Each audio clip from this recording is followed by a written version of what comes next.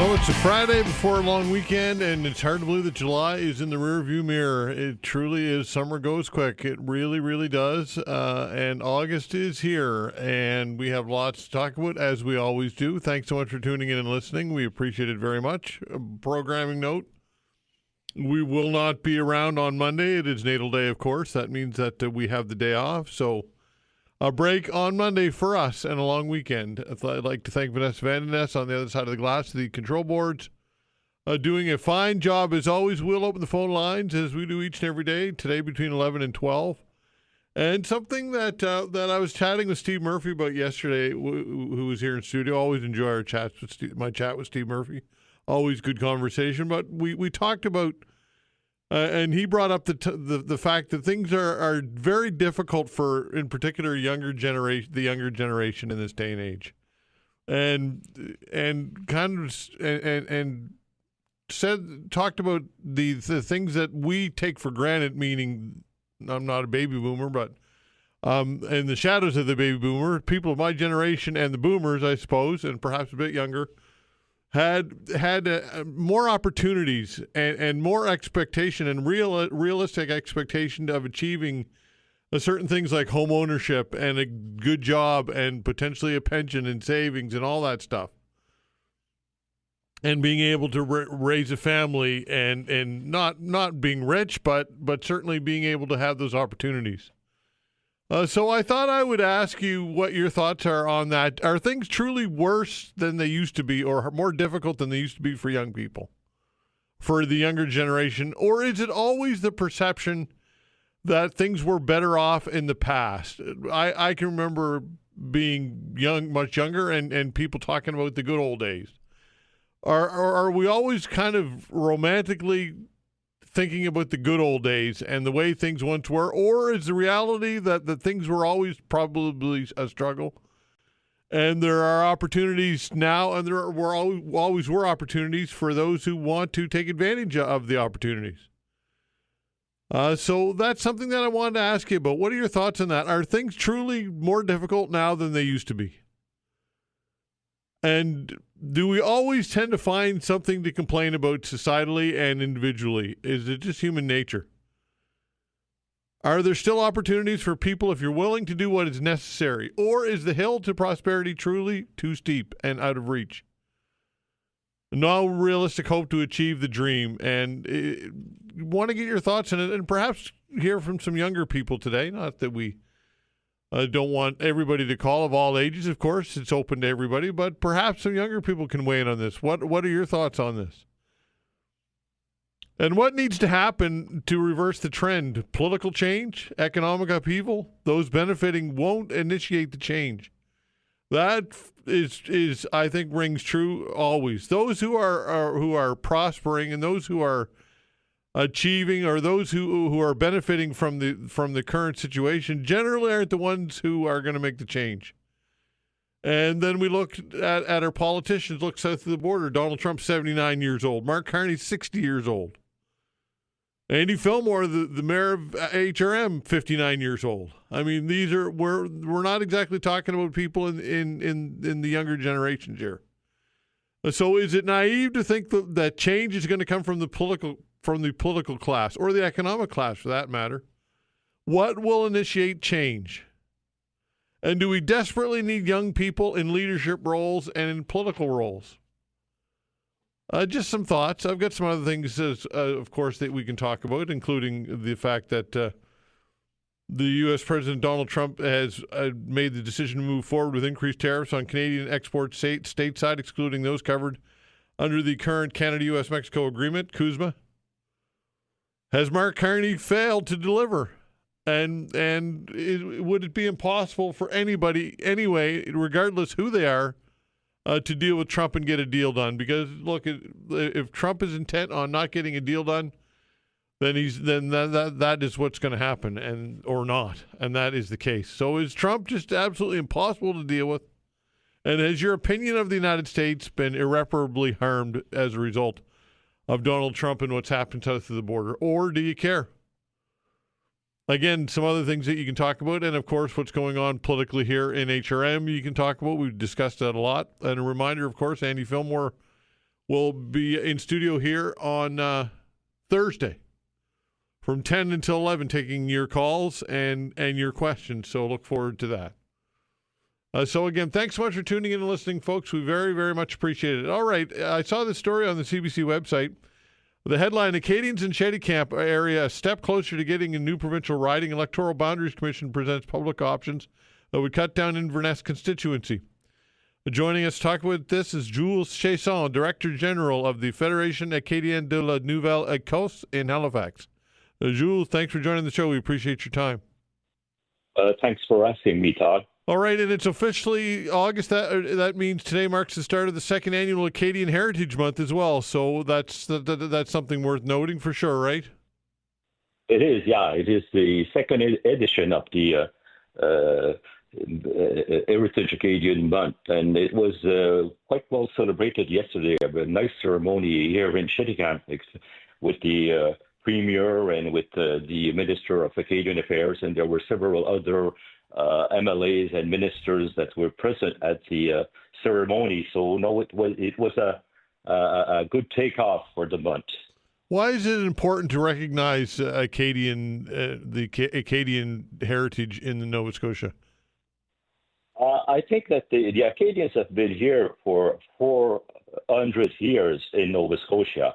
I mean, they went through the expulsion and then they came back and they're settled all around Nova Scotia, and they're contributing to the economic and also social tissue of Nova Scotia. They're very active, they're very dynamic, and I think it is worth to celebrate their history, their culture, and all the contributions that they're giving to the province, that they have given throughout the years and that they're giving right now.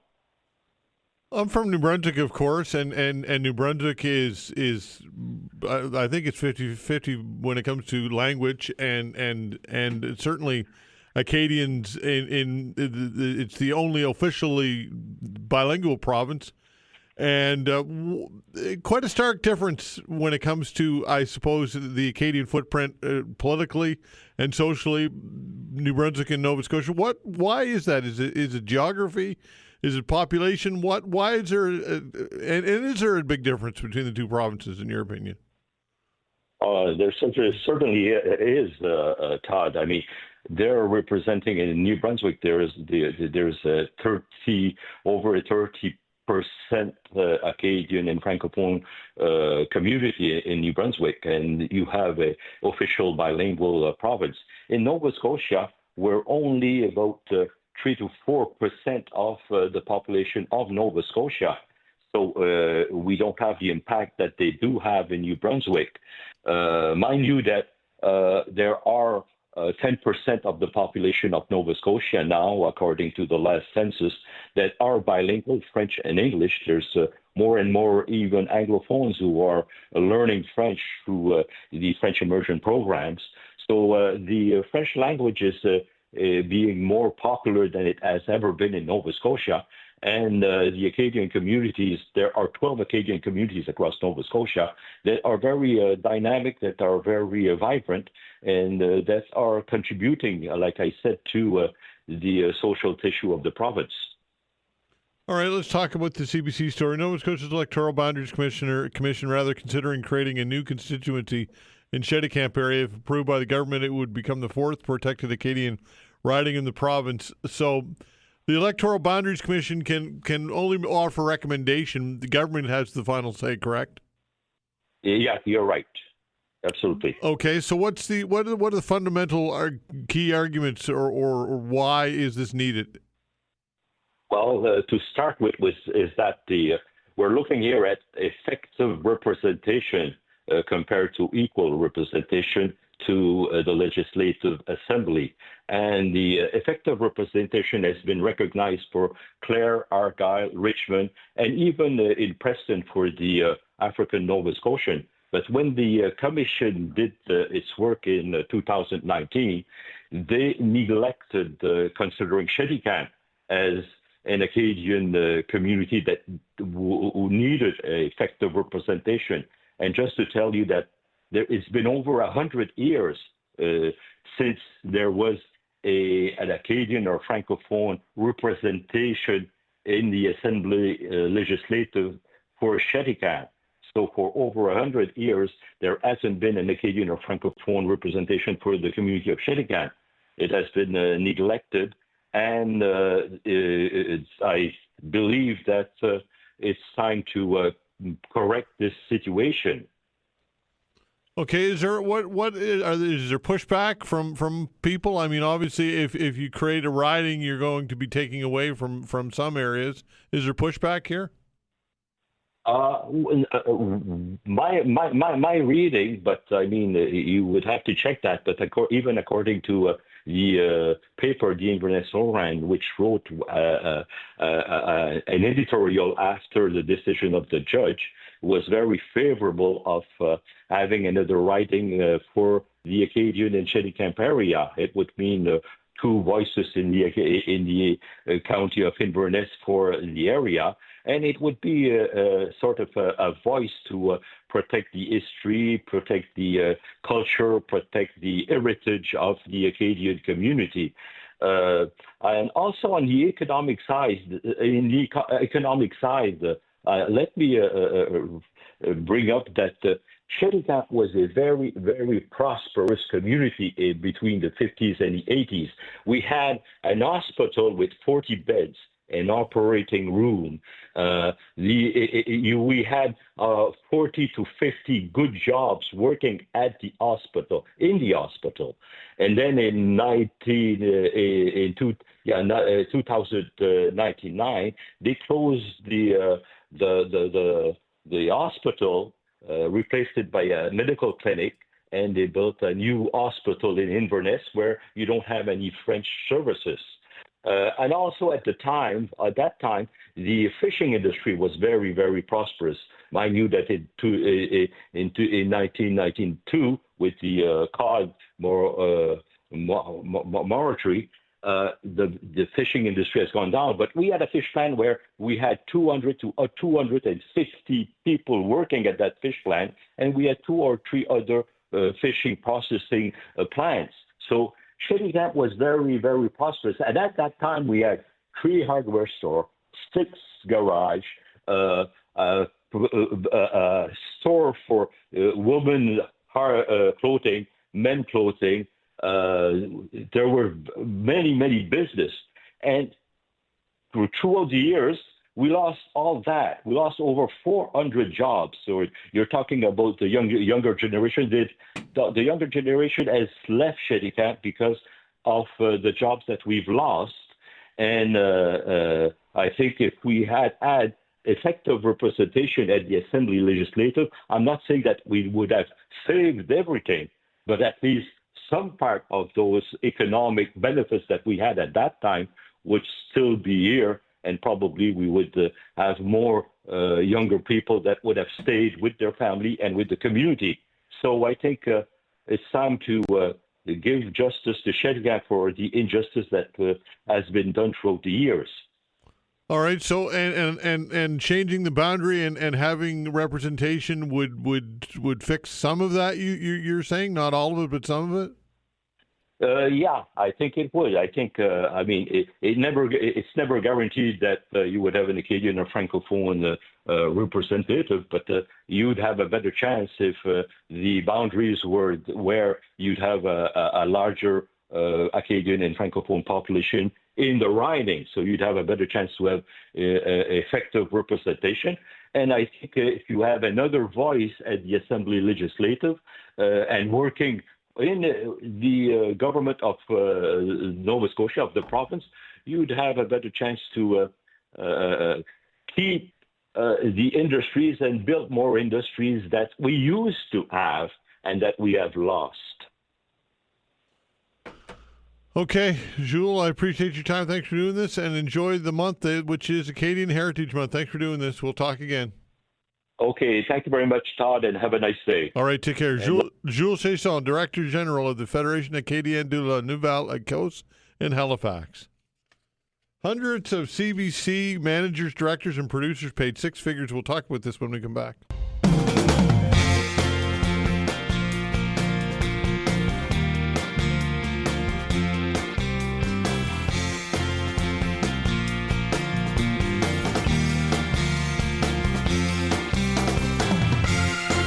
All right, Franco Terrazzano, Canadian Taxpayers Federation Federal Director, joins us for a chat. Franco, thanks for joining the show. We appreciate your time.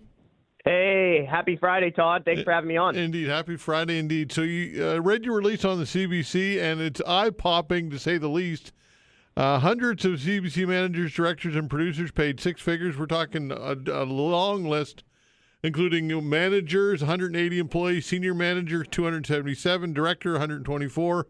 I mean, the list goes on and on and on. And it's grown exponentially as well, right? Yeah.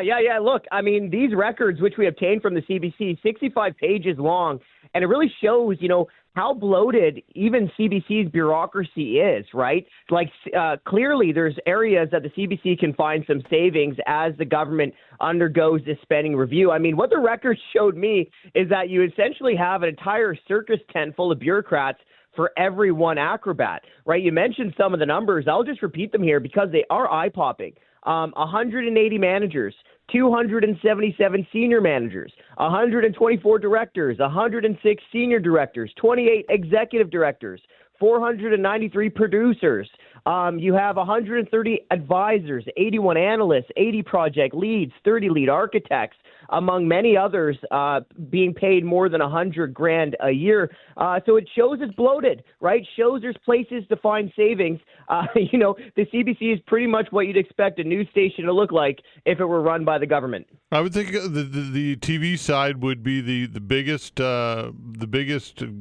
the lion's share of this, or did you break that down? Well, unfortunately, Todd, we don't know from the records, right? What we essentially got was 65 pages of records. It shows across the entire organization, so we don't know exactly what's with radio, what's the online side, or what's the TV side. But another really shocking part of this whole records packages that we've got from the CBC is really how the number of people at the CBC earning six-figure salaries has increased, right? So last year you had 1,831 CBC employees who took a six-figure salary. Okay, well, fast forward back to rewind back to 2015, and you had 438 CBC employees with a six-figure salary. So in about a decade, you see the number of staffers at the CBC with six figures go up by more than 300%. So not only is there a bunch of managers managing managers, really the top of the CBC pyramid has expanded significantly on the taxpayer dime over the last 10 years. And who's making the decisions ultimately to expand in this way? Who ultimately is running the show here? Well, there's a couple people within the CBC and then a couple people outside of the CBC who I think deserves the blame for this, right? At the top of the CBC, I mean, look, the buck has to stop with the president and CEO and also probably the board, right? Like that's internally at the CBC. But then on the other side, remember the CBC is taking $1.4 billion from taxpayers every year. So we also have to hold our elected representatives accountable here. And I'm thinking about a couple people in cabinet. You've got the prime minister. I mean, we saw a lot of the explosion in growth happen under Trudeau, the costs going up. But then you also have ministers, right? Finance ministers. You have ministers of Canadian heritage. Those are really the people who have to be held responsible by Canadians for this massive increase in costs and bureaucracy. And what about the ratings and to justify it on the television side? I mean, I think on the digital side they do quite well, but on the TV side, it's the numbers are not good from what I can see. Well, I think that's a really good point. Now, I actually just wrote an op-ed that'll be published some point in the Toronto Sun very quickly here. And, some of the other records that we've obtained show that CBC's news network share of prime time is 1.8, right? Meaning 98% of TV viewing Canadians choose not to watch it. So, as you see the bureaucracy go up, as you see the cost to go up, at least on the TV side, it's very clear that, next to nobody is really watching the CBC. Yeah, and Radio 1, of course, where they don't monetize it, that does well, but still, does it justify the numbers? That's the question, right? Yeah, no, I don't think it does justify it. I really don't. And Todd, there's another little part of this story here that I think is interesting, especially for taxpayers. Now, Todd, I believe we have talked about this on your show before, but you might remember last year there was a massive backlash to the bonuses going on at the CBC. Do you remember back in 2023, just before Christmas, you had then CEO Catherine Tate announce hundreds of layoffs, but they're still handing out bonuses to executives. They're still asking government for more money. Well, CBC has canceled the taxpayer-funded bonuses, but only kind of, sort of. Right. So what the CBC ended up doing is that they canceled the bonuses, but then they turned around and handed out a record high amount of pay raises to the tune of $38 million. Now, for context, in the previous year, the CBC handed out $11.5 million. So, the CBC didn't really listen to the outrage that it got from across the political spectrum, that it got from Canadians all across this country, because instead of, really saving Canadian taxpayers' money, what it ended up doing is ending the bonuses and then just turning around and jacking up salaries, i.e. essentially giving it built-in bonuses. So there's a lot going on at the CBC that I think the government has to open up the books and find savings for Canadian taxpayers. All right, politically, what are your thoughts on this? Because Pierre Poilievre, of course, really, really went after the CBC and did not win. And Mark Carney and the Liberals, of course, are I guess, pro-CBC, I suppose. Some would say that the CBC is an arm of the Liberal Party, depending on who you talk to about this. But what about the politics behind all of this? Well, I also have to bring in the economics behind all of this. Okay, so yes, I think you laid out the politics quite well. We have heard Carney say that all departments have to find savings, right? And that includes crown corporations like the CBC. One thing that I heard is that the CBC is supposed to find savings up to almost $200 million over 3 years. Now, I don't think that's nearly far enough. But the reason I say we got to bring the economics behind this is because you have to look at the government's financial situation, and it's really, really bad in Ottawa, right? More than $1 trillion in debt. Every week, interest charges on that debt are costing us more than $1 billion. So essentially, a hospital is not getting built every single week because of the federal government's debt interest charges. So we have to find savings everywhere in the budget. And I think what these records show that the Canadian Taxpayers Federation has brought to light and that we're talking about on your show here today is that clearly there's a lot of fat to cut at the CBC. Like they gotta come to the table and they got to find massive, significant savings. You think there's an attitude of almost hubris at the CBC, a feeling of superiority, or what are your thoughts? Yeah, what's that old saying? I'm entitled to my entitlement. Yeah. Yes, I sure do. And I think nothing, highlights that ideology, if we can put it that way, better than what happened with the bonuses and pay raises, where the vast majority of Canadians across the political spectrum said, end the bonuses. And instead of actually taking a cut, what they did was, so-called end the bonuses, then turn around and then just jack up everyone's salary. So I think the sense of entitlement, I think the sense of, well, we don't really have to listen to Canadians because we're not getting held accountable by the government, I think it runs large at the CBC. Franco, appreciate it as always. Thanks for doing this. Hey, thank you, and I hope you enjoy the long weekend. All right, take care. Franco Terrazzano, Canadian Taxpayers Federation Federal Director. Tim Powers when we come back. X.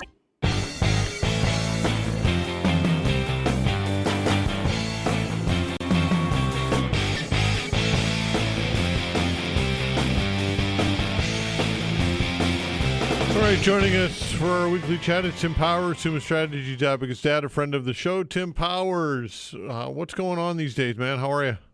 Oh, Todd, I'm fighting with an online program at the moment. Don't you hate? This is going to sound like the cranky old man, but hey, I fit the bill.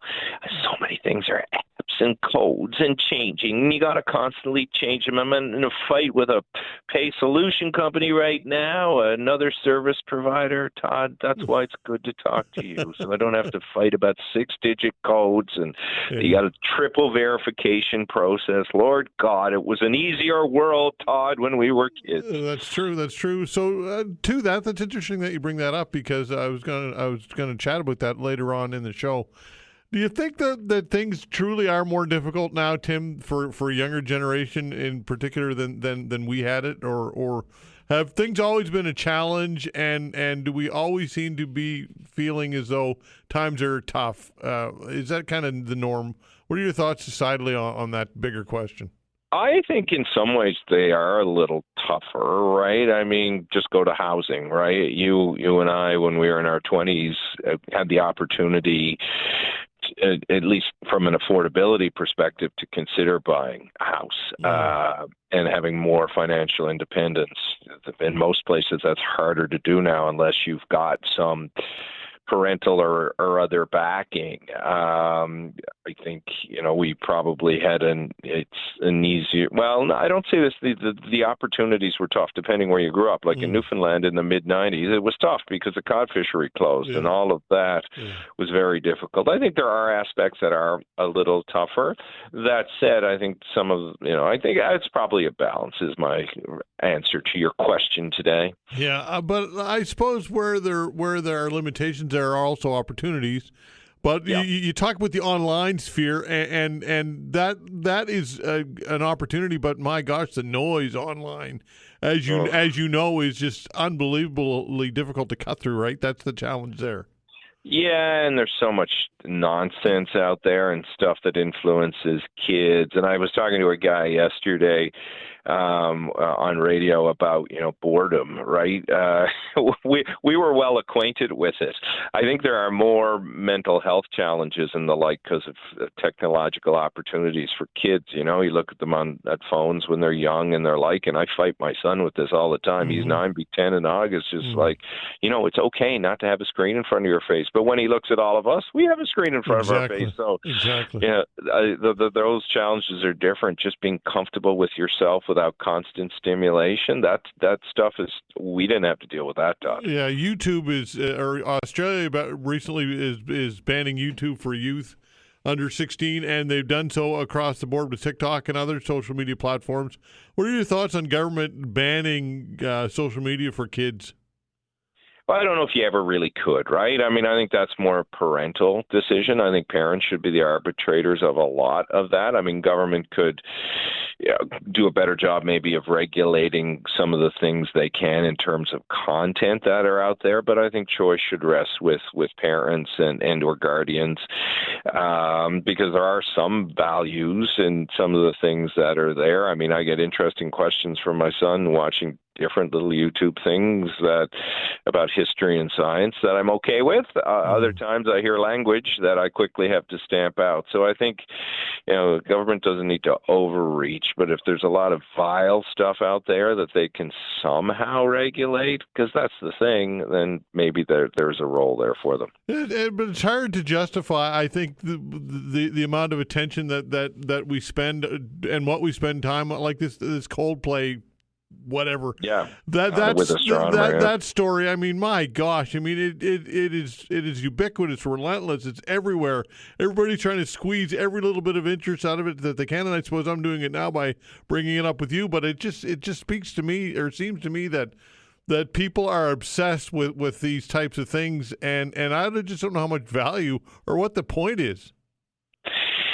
Jeez, they got, you know what? It's not Todd and Tim today. It's Stadler and Waldorf in the balcony. I agree with you, Todd. Let's have a rum and smoke some cigars. But I'm with you, Stadler. Like what is the value of some of it? I see it. Look, I still manage for the most part to keep technology other than team technology out of dressing rooms and the like, so that kids, have spaces and places where they could have technology, just engaging with each other and learning. I mean, I think our social skill set is more challenged because of YouTube and phones and omnipresent. Yeah, there's benefits. I don't doubt that, but some of the old soft skills of conversation, human connection, the manners, looking people in the eye, all of that. Oh my God, we are gone all full Stadler and Waldorf. Yeah, for sure. We need an intervention, audience. Save Todd and I from ourselves. All right, this story, the Sean Foyt story, this American, this thing, it seems to me has spiraled out of control, and it didn't really need to. Look, it started here in Halifax, of course. That was the first show that got canceled because it was scheduled to be in a national park, but. Look, I can see why some people think that this is over the top censorship in a sense. I don't agree with this guy. I don't like this guy. I don't like his views on anything. But my gosh, this is supposed to be a country in which you're allowed to express yourself, is it not? It is. I mean, I followed that story peripherally. I mean, sometimes when you do give these guys exposure, you expose, the idiocy or the flaws of their argument, and there's benefit in that. That's why people do advocate for free speech, because if you let people hear it and they're wise enough to, or they just listen to it properly, they're like, oh, I've got trouble with that. When you clamp it down, you embolden the individual. I mean, we had that with oh my God, the right-wing commentator Ann Coulter. Ann Coulter years ago. I mean, she was barred from a bunch of Canadian campuses. I mean, she doesn't. I don't know. She's on the edge of hate speech, and we shouldn't tolerate hate speech, but. In the same vein, if you're going to have things at university institutions, we have to assume that there's a majority that's present that allows for people to say, hey, that's hate speech and you get out of here. Let people expose themselves for the flaws of their argumentation, as I said. Yeah, but again, like you said, peripherally as well, I haven't really delved deeply into Sean Foyt or what his messaging is. But from what I can gather, it does more hate speech. I mean, I think that term gets thrown around a little too easily. I was speaking specifically of Ann Coulter. I don't know Sean Foyt's stuff. All I've seen the narrative is aligned with MAGA, keep them away. Didn't dive deeper than that because I didn't have an interest in diving deeper than that. Yeah. Okay. Fair enough. Speaking of not an interest, but we got to talk about it. This is Mark Carney and Donald Trump. And the tariffs, look, you're a business owner. Are you impacted by this? We are on the beer side because of the aluminum, right? Yeah. So we pre-bought a ton of aluminum or aluminum cans. So we're good until like Canadian Thanksgiving. But then it gets tough for us and a ton of other brewers and people who rely on aluminum. A lot of people did that hedging and bought early. But, unless it changes, it's going to be reasonably precarious, and we'll have to pass on some price increases to consumers, which will no doubt hurt our bottom line because people already are, struggling with to get by. So they cut back on luxury things like that, and that hits us in the wallet. So, we're not feeling it yet, but it's there. Maybe by October there'll be some resolution, but certainly not resolved today. Does this hurt Mark Carney's brand at all as being kind of a deal maker? I don't think so yet. I think he's probably got latitude until the early fall. I think the fact that Trump is so volatile, a few people will say, oh, okay, and fair enough. Mexico got a 90-day pause because they're complicated. What about us? The one thing I think you'll hear the government do, though they'll have to be careful with it, is to note that so many things are compliant, it doesn't really hurt. Now, they don't want to sound the alarm. They don't want to scream that to the high heavens because they don't want Trump to, wake up to that fact if he really wants to whack Canada. But I think he's okay till the fall before real criticism comes. All right, and of course the opposition leader is Pierre Poilievre, who does not have a seat in the House of Commons yet. But is this a done deal? 9 others seeking the seat in this riding in Alberta, which of course is a stronghold for the Conservatives. What are your thoughts on this by-election? And does Pierre Poilievre have? And I know you interviewed one of his opponents. Yep. What's your reading of this by-election? Anything interesting at all to watch here? What will be interesting is the number 83. So why is 83? 83 is the number Damon Kirk, the Conservative MP who stepped down, got. If Pierre Poilievre is, in the 70s, like below 75, he's going to win. I'm not hearing he's not going to win, but if he somehow scores in the low 70s, that will not be good for him. You'll remember, you'll know this reference, and many of your listeners knew. It's kind of like Joe Clark when he didn't get over 70, right? Remember years and years ago? And he kind of set the bar for others. So if Pierre Poilievre doesn't come in with a number very similar to the guy who was there, Damon Couric, there'll be criticism of him, not just in the riding, but, nationally about, all right, is he a bit of a damaged brand? Right now, he's, there's nobody leading insurrections because he pretty much still controls the caucus, but there's a lot of disgruntled conservatives, many of whom are seeing some positive in Carney, but there's a whole bunch of moving parts at the moment. But watch for that number. If it's less than 83 in the low 70s, he probably going to get a lot of heat. Okay, Tim, great stuff. Thanks as always. We'll do it again next week, pal. Have a good weekend. Bye. All right, take care. Tim Power, Summa Strategies, Abacus Data, friend of the show. Breakaway, the PWHL and the women who changed the game. We'll talk to the author of this book when we come back. Facts.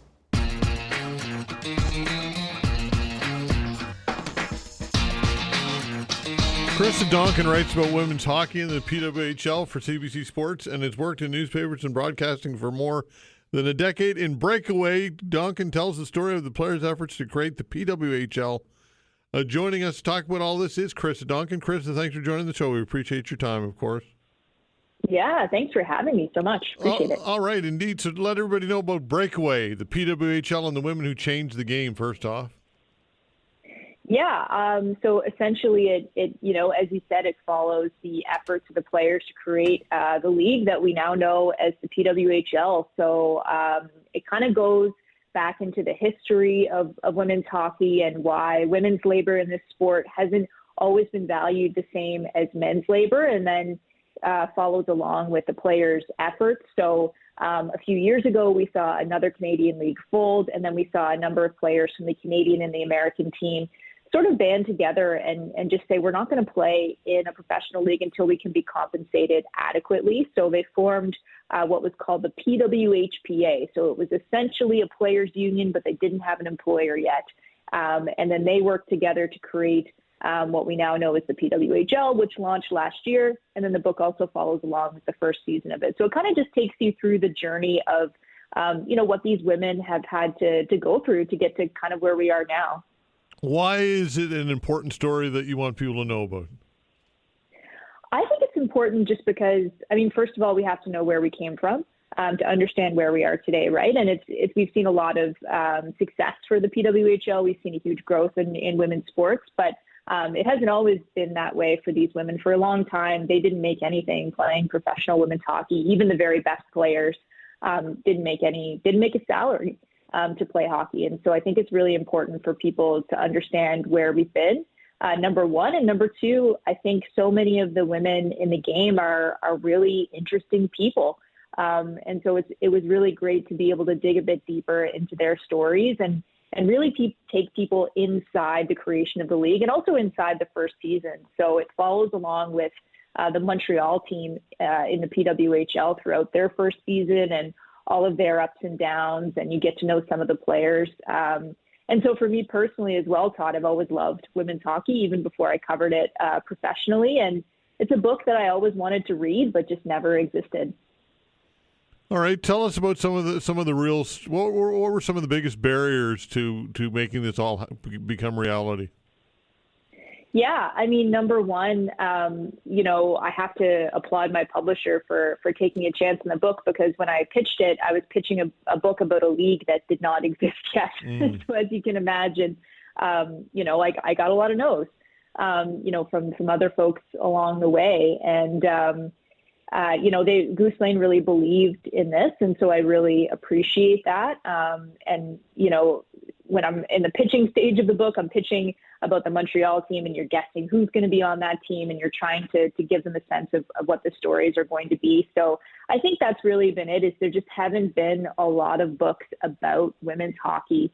When an author pitches a book, you're often looking at comparables to show how those books have done. Well, there really weren't very many for women's hockey at all. And this is the first book about the PWHL, and I hope it's the first of many.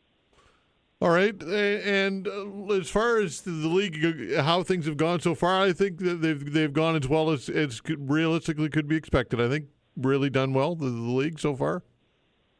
Yeah, I would say so for sure. I mean, you kind of see in the book throughout that first season, all of their expectations kind of continually get smashed, right? I mean, the first game in Toronto on New Year's Day in 2024 sells out. Of course, that's a smaller arena, and then we see them continue to sell out bigger arenas. So they sell out Scotiabank Arena in Toronto, and then we follow along as they sell out the Bell Centre in Montreal. So we've definitely seen, I think, sort of also with the bigger moment that women's sports is having, we've seen a lot more interest. We've seen a lot more media attention.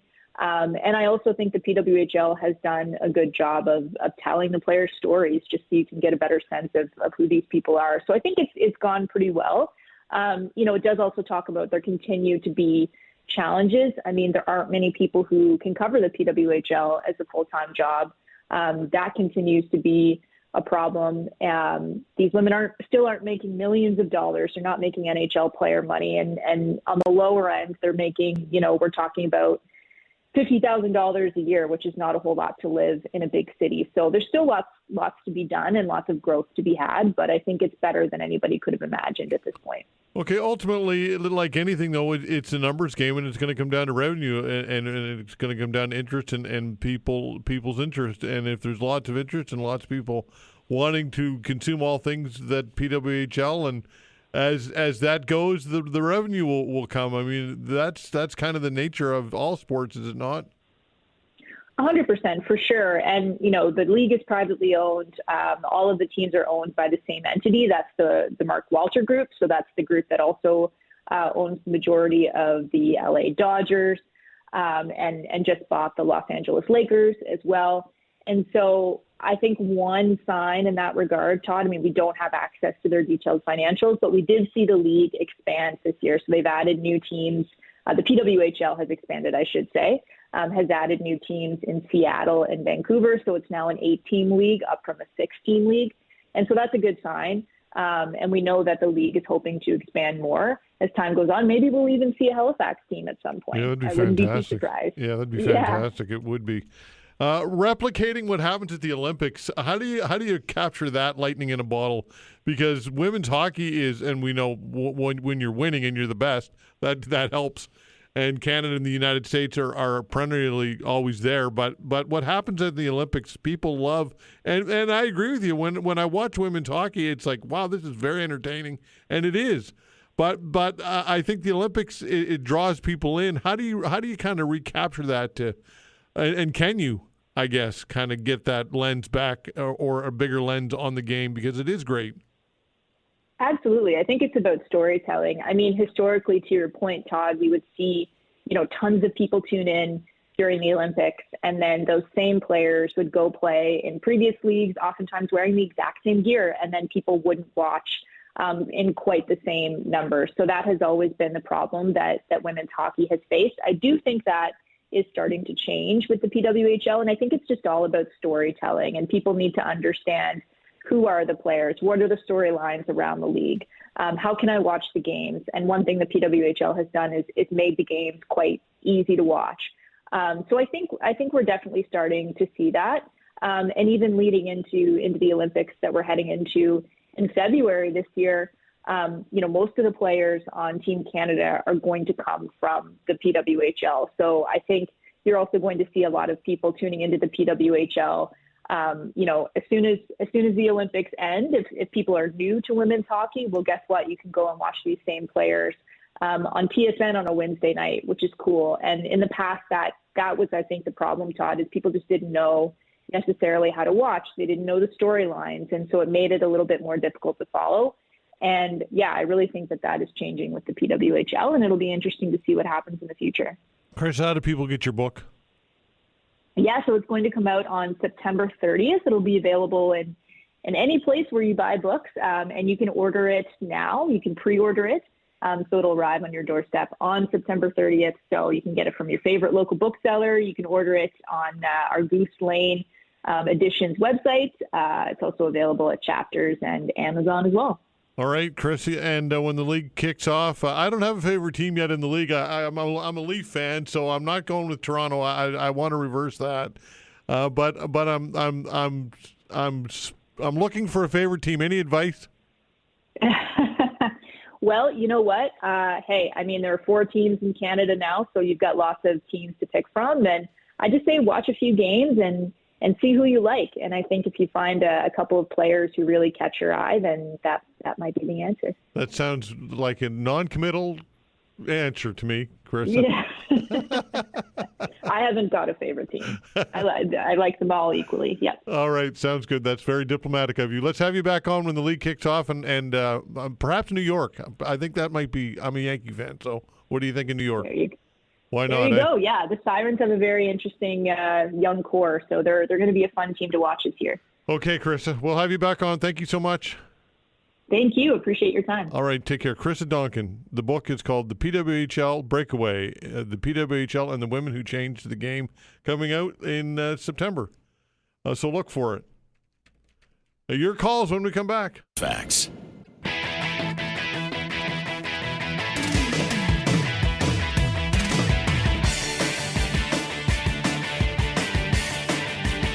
All right, time to take your calls. So it reaches is 902-405-6000. Again, 902-405-6000. Yesterday I had the opportunity to chat with Steve Murphy. The honor to have Steve Murphy here in the studio. Always love our chats.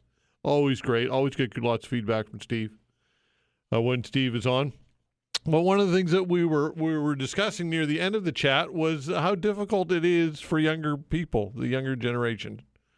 And kind of paraphrasing Steve, saying that we, meaning his generation, and I'm in the shadows of the boomers, so I'll put myself in that generation at 56 years old. I believe the first boomers were, or the last boomers were born in 1964. I was born in 1969, so I'm kind of in that category, I would say. But paraphrasing, saying Steve was basically saying that we had an expectation and an opportunity to kind of achieve the dream of home ownership and of being able to provide for a family and being able to raise a family and be able to have a job with paid vacation and sick time and a pension and all that stuff. And although those opportunities still exist for some, they are fewer and fewer and further between. And what are your thoughts on that, folks? Do you agree with that? Do you think that things are truly worse than they used to be for the younger generation in this day and age? Or is it perhaps part of the perception that the times were always better in the past? Do we sometimes kind of romanticize sentimentally the past? And if we were to go back in time 10 years, 20 years, 30 years ago, would we be having the same conversation that things are tough and times are difficult and things used to be better? I mean, back in the 50s, of course, people when the economy was booming, in particular in the United States and Canada here, it was post-war and things were good. But socially, they weren't that great. There was a lot of oppression. There was a lot of racism. There was a lot of misogyny. Things weren't always so wonderful as we sometimes think that they were. So what are your thoughts on that, folks? Do you have any thoughts on that? Do we always tend to find things to complain about as societally? Is this kind of human nature? Or is the hill to prosperity truly too steep and out of reach? And is the Canadian dream out of reach? And perhaps you're younger and you're listening to this program and you want to have a say in this. Give us a call at 902-405-6000. Again, 902-405-6000. And what would need to happen to reverse this trend? Is it the political class that the change would come from? I'm not sure that's realistic when you think about Donald Trump, the leader of the United States, at 79 years old. Mark Carney is 60 years old. Andy Fillmore, the mayor of HRM, is 59 years old. So how do we expect those people who are the benefactors of society being the instrument of change? I don't know if that's realistic, and it probably is not. So where does this change come from? Just kind of some thoughts that are floating to the top of my brain, folks. I thought I'd share some of these thoughts with you and see if some of you want to talk about it as well. 902-405-6000. Of course, you can get into whatever you'd like. It is a Friday and lots of conversation throughout the week and lots to talk about here in HRM. 902-405-6000. Let's kick it off. Let's talk to, let's see here. Let's talk to John. Hello, John. Hello, Todd. Hi there. Todd, it makes me very angry this morning when I hear that gentleman talking to you this morning about the ridiculous increases that the CBC gets for bonuses. I mean, these people that work for CBC in the high offices who are probably doing practically nothing, why are they entitled to get all these millions of dollars in high raises, maybe not in bonuses anymore, but like he said, they give it to them now in higher paychecks? Why doesn't the government do something about that? Why is every government that we put in there stand by and let these people get millions of dollars in extra that they don't really need, and the poor taxpayer has to pay that? I think that's like stealing, as far as I'm concerned, from the poor taxpayer that has to work hard to make a living and can't afford to go on vacation or do much more or even save money for their retirement. And yet these people are making millions of dollars in bonuses and high raises. What do you think about this? Well, look, I had Franco Terrazzano on the show to talk about it because I think it's important that we do have the conversation. I think that the CBC is definitely, when you look at its structure, is top heavy. There's way too many managers at play, way too many executives at play, and I think it's a problem because I think a lot of that money should be going into actual journalism, into people who dig up stories and create content, and not enough of it is. I think it's pretty evident, and that's why I invited Franco on the show to talk about it and to shed light on it, because I think that is a serious issue at the CBC. I think that it's top heavy, and it definitely should be revisited. Why doesn't it get? I don't know why. Pierre Poilievre, of course, campaigned on disbanding basically the CBC, and that was not a political winner. Obviously, some people support that. Some people have disdain for the CBC. I personally don't share that view, but I think it definitely could use a haircut. That's for sure. And why doesn't it happen? Well, because it's politically, I suppose, politics is at play, I would say. It's a shame that it is that way, but anyway, there's nothing, doesn't seem to be, the poor taxpayer can't seem to do anything about it. Yeah. Anyway, you have a good weekend. Okay, all right, take care. 902-405-6000, that's the way to reach us. Look, folks, again, the CBC, look, the journalists who work there, I know many of them. I've worked side by side with many of them. I've never worked for the CBC, but I've been in broadcasting, including television, and worked, again, alongside them, and they do great work. But unfortunately, there's not enough of them doing the work, and there's too many people at the top, and there's too many executives, and too much structure is top heavy, I believe. And I think that the empirical data backs that up. 902-405-6000. Hello, John. Oh, that was quick again. Well, I saw your name, and so I wanted to get you right on there, bud. Oh, thanks, man. Just the housing and cost of living. I just wanted to share two experiences. So when I was 21 years old in 2001, actually 22, 23, I was only making $350 a week clear, and my ex-wife, she was making $27,000.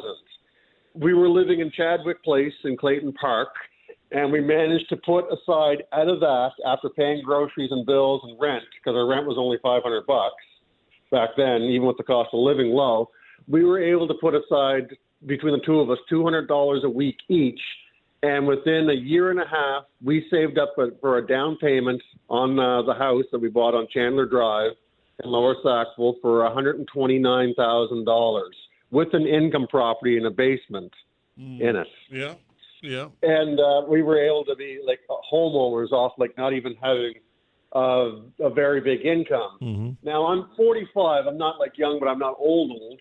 Yeah. But like when I grew up and everything, like my friend's father like was a mechanic at Canadian Tire, and he could have a house and support a wife and two kids and have a car in the driveway and have a vacation.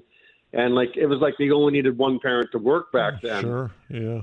And even like in my experience, like when I took over my business, like in 2008, 9, 10, around there, like 2010 and 12, like I was booming in those years because there wasn't so many barbershops and that around. Like I was driving, I didn't buy it outright, but I could afford a payment on a Mustang convertible. I wrote it into the company for a write-off and this and that. I was living a way better life under like the previous government and everything. But I noticed, like literally, as soon as the Liberals got in power, like in Halifax and that, you could just see the cost of living start skyrocketing from like 2016 to now. If you just go look at the price of houses and everything else. Yeah, well, I mean, look, you're an example of this. You're a business owner, and you're somebody who back 10 years ago, you were able to, like you just said it, right? The economics are what they are. No, I had a way better life then than now. Like now I'm just living haircut to haircut. I mean, I got divorced fine and dandy, but I'm on an old lease, and that's the only thing that's keeping me from living on the street. Yeah. It's ridiculous. Like the quality of life in the Canada I knew is gone, and I don't know how we're ever going to get that back if things keep the way we're going. Yeah, but anyway, Todd, it's elbows up. There you go, John. All right, thanks for sharing your story, pal. Good one, man. Have a great long weekend. All right, take care. 902-405-6000. That's the way to reach us. We'll continue with your calls when we come back.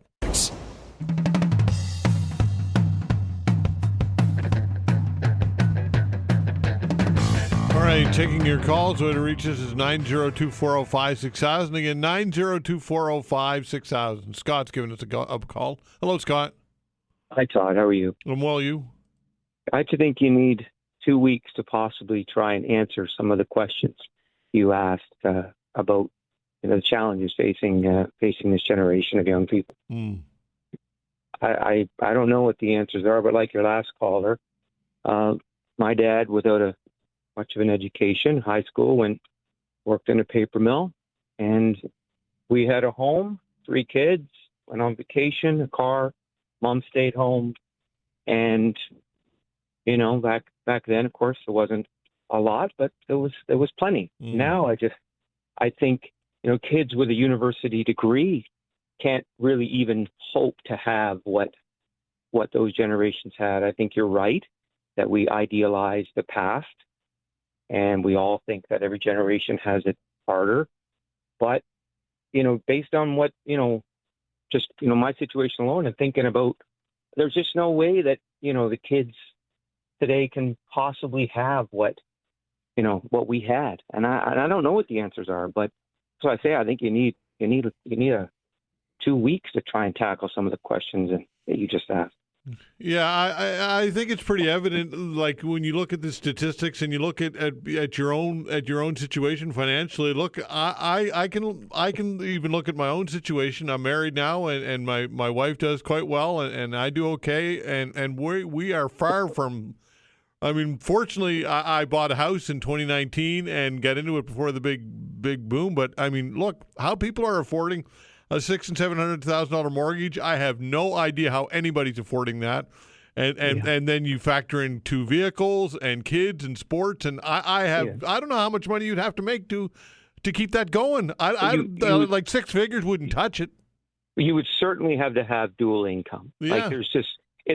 And that alone, like we didn't have that in the past. There was a time you may not have had a lot, but you could be comfortable with one income. That is absolutely impossible today. It is, yeah. And unlike yourself, I didn't buy prior to 2019, and now I'd like to get into the market, but it is simply not possible. It is not possible. Yeah. A home in Eastern Passage that once went for $289 is now $469. Yeah. Yeah. And that's just that's not achievable. And I think of the young people today who are trying to, again, have that dream of home ownership and raising their family and having a little extra and being able to go. And I don't know what the answers are. I think it's a great question. I think it's great that you're asking. I think it's great that we all look at it. I think we all kind of need to look at ourselves and maybe how we've contributed to this problem. I think that generation deserves a lot of compassion.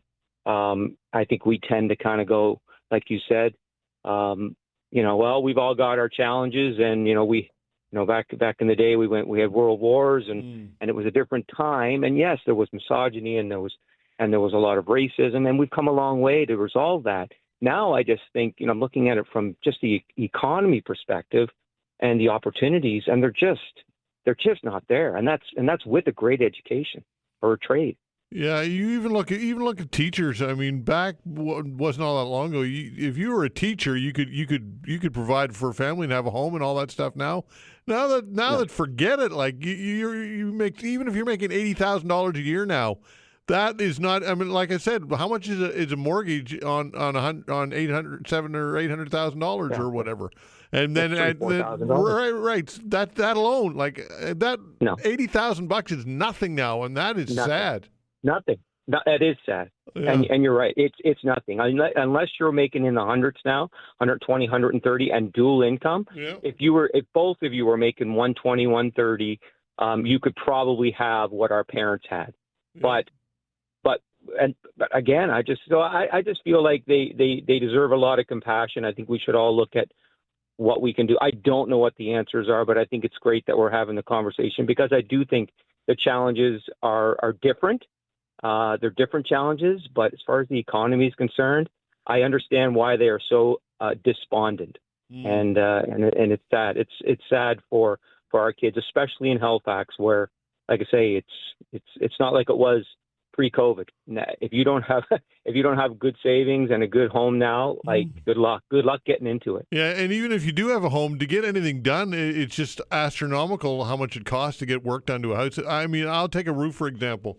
A bungalow, if you were to get a roof done on a bungalow 6 years ago, that would have been about $4,500 or roughly. I know that for sure. And now I guarantee that's at least $8,000 to get that same job done. Yeah.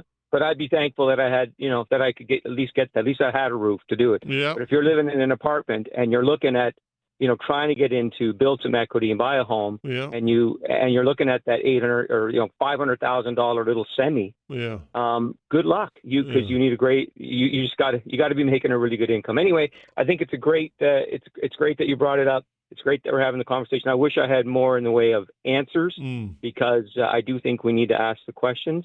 But again, appreciate you taking the time, Scott, and enjoy your weekend. All right, take care. 902-405-6000. Look, folks, it's just the reality of it. I don't mean to be a downer, but it's sad. It really is. Like how much money would you have to be making in order to afford a house of $700,000 or $800,000 or even $600,000?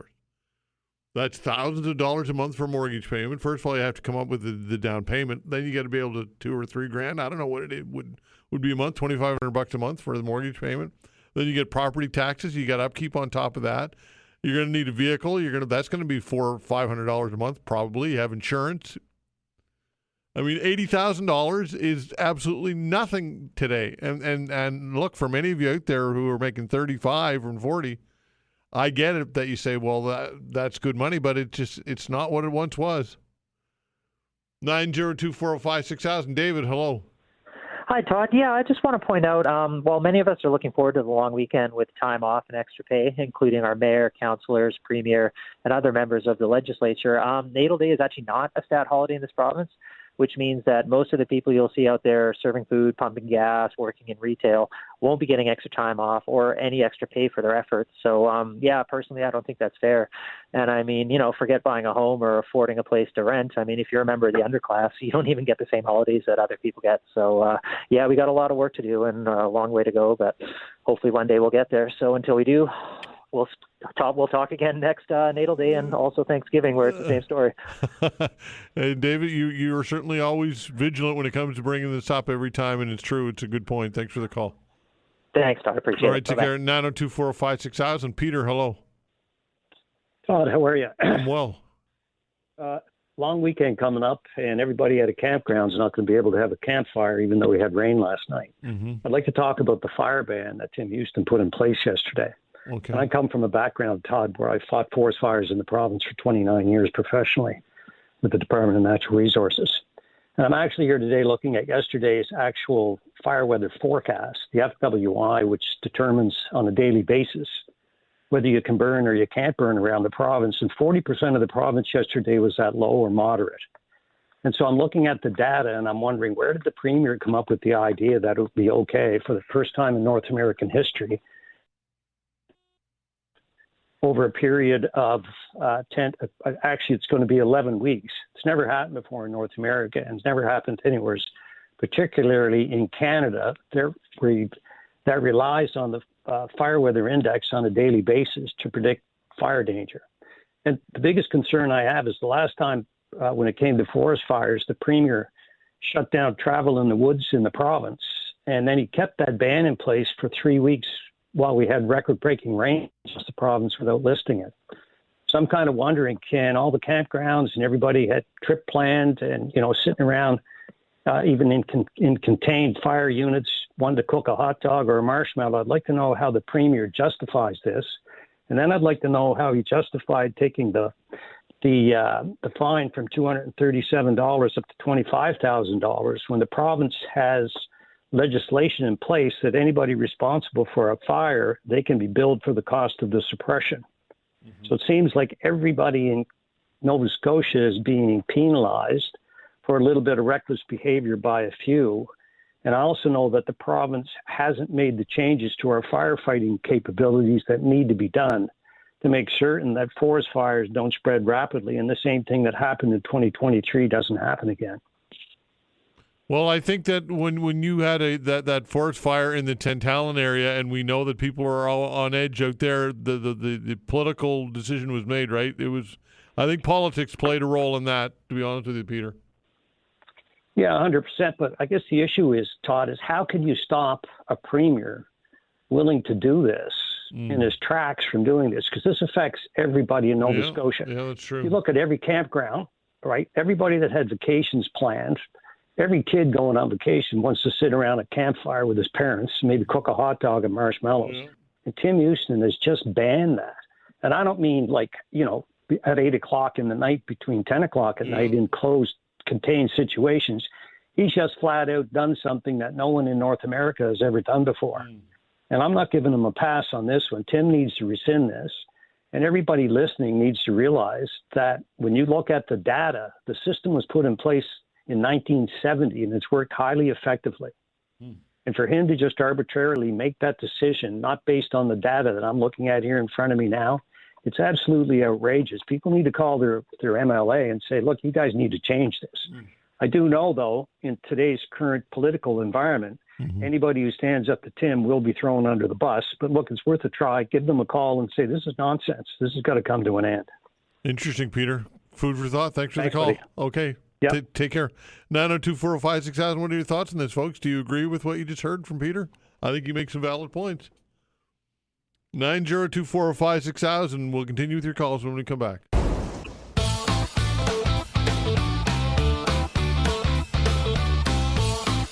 All right, continuing with your calls, 902-405-6000. That's the way to reach us. Again, 902-405-6000. Rick's giving us a call. Hello, Rick. Hey, good morning, Todd. Hi there. Happy Acadian Day. Indeed. For us. Yeah, for anyway, sure. Look, I'm calling on behalf of the wildlife at Sullivan's Pond. The situation there is dire. No water is being let into the pond. And the claims that this is climate change by a certain councillor are bogus, because right now Lake Veinotte is at the same level, and Lake Veinotte is what empties the entire watershed into Sullivan's Pond, which eventually goes to the harbor through the Sawmill River. And this happened in April of 2023. I tried to get to the bottom of who controls the gate at Lake Veinotte, and it took 4 or 5 days to find out that Halifax Water actually controls the gate. So the reason that the water has not been allowed into Sullivan's Pond is not because of climate change. You must realize that the watershed for Sullivan's Pond is at least 30 times, maybe 40 times the surface area. It includes Lake Veinotte, Lake Micmac, Lake Charles, and some other lakes.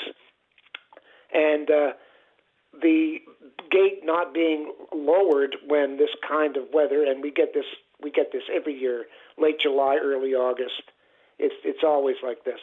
And this year, right now, the pond is the lowest I've ever seen it. And I've been here for 45 years near the pond. and I just drove by Lake Veinotte, and there's a regatta going on. The level at Lake Veinotte is not in any way affected by this so-called climate change crisis. And Halifax Water know how to do this, but when I tried to find out in 2023 who controls it, it was what you call a runaround, and eventually it came down to the Halifax Water supervisor had to check with the councillor to do it. So we know that that's where it comes, and I didn't see it yet, but my wife told me that there was an article where our councillor was looking at the pond and how it's gone down to it's almost just bare ground, the whole thing, and claiming it was climate change. This, in my view, is egregious. It's the worst. It's the worst that could be. So eventually, in 2023, Halifax Water dropped the gate by 1 inch, which in effect, over time, would lower the level of Lake Veinotte, Micmac, and Lake Charles somewhat by 1 inch. All right, but would fill up the pond. And this has not happened this time. And I'm at a loss for words. It's not right. It's being used as a political / ideological weapon, and that's my point. Okay, so Sam Austin is the councillor. Is that correct? That's the guy, yeah. Okay, so you're saying that Sam Austin's making the decision, directing Halifax Water whether or not to open the gate or not. That's exactly what happened in 2023. After my long discussion with, I had to go through the Halifax. First, they tell you that Halifax HRM Parks has nothing to do with the waterway, just the land surrounding it. So then they sent me to the Department of Environment, then the Department of Lands and Forests. Finally, fortunately, the group that I run, Sullivan's Pond, then and now, has a member who was the lawyer who set the regulations back in the day for who controls the gate at Lake Veinotte, and she passed it on to me that it's Halifax Water. I called the supervisor, Halifax Water. He said he'd get back to me. This was on a Sunday, and he said he just had to check with somebody first. Now, you got to realize the first call that I made regarding the water in 2023 was to the councillor. So I don't know how to put it any more bluntly that he was disingenuous telling me he didn't know who controlled it. So this is what we're up against, and when you see the fountain is completely above water, like it's sitting on dry land right now. And in 2023, this caused a great amount of stress on the wildlife. Hope for Wildlife had to come and rescue some animals that were trapped in the situation. It's pathetic, and it's all to do, in my view, with the regatta going on at Lake Veinotte, which is way more important than the wildlife at Sullivan's Pond. Okay, Rick. Thanks for the call. Interesting. Appreciate it. Bye-bye. Take care at 902-405-6000. Dave's giving us a call. Hello, Dave. Yes. Good morning, Todd. Just want to mention to the young people out there that may be struggling, maybe get a job at CBC and or perhaps get a government job in the federal department. These jobs also come with great benefits. So another thing young people could consider, and we shouldn't have to, but there are other countries out there in the world, beautiful countries that are taking in Canadians, Americans, what have you, expats, and you can live a lot cheaper. You can work abroad on computers. That's most of your jobs today, sitting on a laptop, and you can work abroad, right? So for a lot cheaper. Anyways, I don't want to lose young people here, but I'm just putting that out. Can I just review Mark Carney's record so far, if you don't mind? Okay. And I'd love to hear your grade, because I know you're very attuned to things, and you can be very honest if you don't mind. But they had their big gathering at Huntsville, was it, in Ontario? I think it was, Deerhurst Resort. What a beautiful resort that is, Todd. And I think Ford has a cottage up there as well, beautiful cottage as well. So it's a beautiful country. Yeah, so they were bouncing around ideas. Hopefully one of them was on tariffs, because that's very important to us. That's why we basically voted for Mark Carney. A knee-jerk reaction, in my opinion. And we all got on board as Canadians, boycotting blueberry, strawberry, anything American. not going down there, bad-mouthing him as well, and booing their anthem, if I recall. And here we are today, 35% increase or 35% tariffs, executive order via Trump, because we're not negotiating well or whatever. He's tired of what's going on. And I don't have resolve. But the thing is, we voted Mark Carney in. He was going to be our savior, correct? He's been in for, 3 months now? So his feet are on the ground. He's got his feet wet, correct? Mm-hmm. And here we are with aluminum and I think steel and lumber. That's going to hurt. And he says, well, we're going to take care of people at these factories and what have you. But that's going to cost us a lot of money in the way of tax money, right? I get the idea that we're angry, and as Canadians, we're doing the boycott thing, but I think it's the wrong approach, quite frankly. And here's some of the deals he's made, if you don't mind. A big one, he just got the EU, right? He made a good deal with the EU, from my understanding, from all reports. Yeah. UK's in, Japan's in. I think Korea's done. Philippines, I believe, there are some countries like Mexico and what have you that are completed. And here we are. And I don't think it is the fentanyl. There is the fentanyl thing. I mean, there's a lot of fentanyl still going around. We can see it in our city here. Mm-hmm. Vancouver's a mess with it, riddled with it. So whether it's crossing the Douglas border crossing between Washington, the biggest one there, or coming in from the ports of Vancouver from Asia, I don't know. Maybe he's got more information than I certainly do, but it does exist out there. It's crippling. It's crippling our society. So it's still a problem. But is that the real thing? No. I think he sees what we have done. And I'm going to say we, as Canadians, the way we're dealing with this and boycotting. And he knows what's going on up here. And quite frankly, if you don't mind me saying, I don't think he's done a very good job, quite frankly. And like I said, I didn't vote for that man because I just couldn't bring myself to voting for another Liberal government. And I think young people, 10 years, and I just tie that into what I said in the beginning, have been hardship on young people. It's just deteriorated this country that should be doing a heck of a lot better, and it's not. So I would love to hear your grade, Todd, just A, B, C, or whatever, D. He's been in long enough, and here we are today. And we're stuck. We're in a pickle right now. So if you don't mind following up maybe on how you would grade him at this point in time. I mean, his slogans were Canada strong, elbows up. Some people are saying chicken wings now. Is this where we're at with this man? But your opinion and your grade, I'd love to hear it, Todd. And you have a great weekend, sir. Okay. All right. Did you want me to let you go, or did you want to stay on the line? I'll stay on. I'd love to hear yes, absolutely, your rebuttal, if you will. Well, I don't have a rebuttal. I mean, the evidence is what it is. We've not got a deal brokered, and it's unfortunate. And there were a lot of expectations that Mark Carney was going to be able to kind of swoon Donald Trump or charm Donald Trump. I don't know what the thought was. The thought was perhaps that Donald Trump would be impressed with his pedigree, with his cachet, whatever. I don't know, but it didn't happen. I mean, it hasn't happened yet. That all said, Dave, I don't know that anybody could, for whatever reason, Trump's got a bee in his bonnet about Canada. And look, we have every right as Canadians to be upset with what's going on. We have every right as Canadians to be unimpressed, to protest, to not buy U.S. goods, to not go to the United States. I don't think that trying to appease Donald Trump is going to work. I don't think that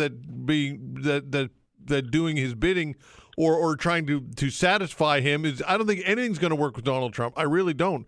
Look, Mark Carney's not brokered a deal, so the grade would be a low grade. I don't know, C, D, whatever it would be.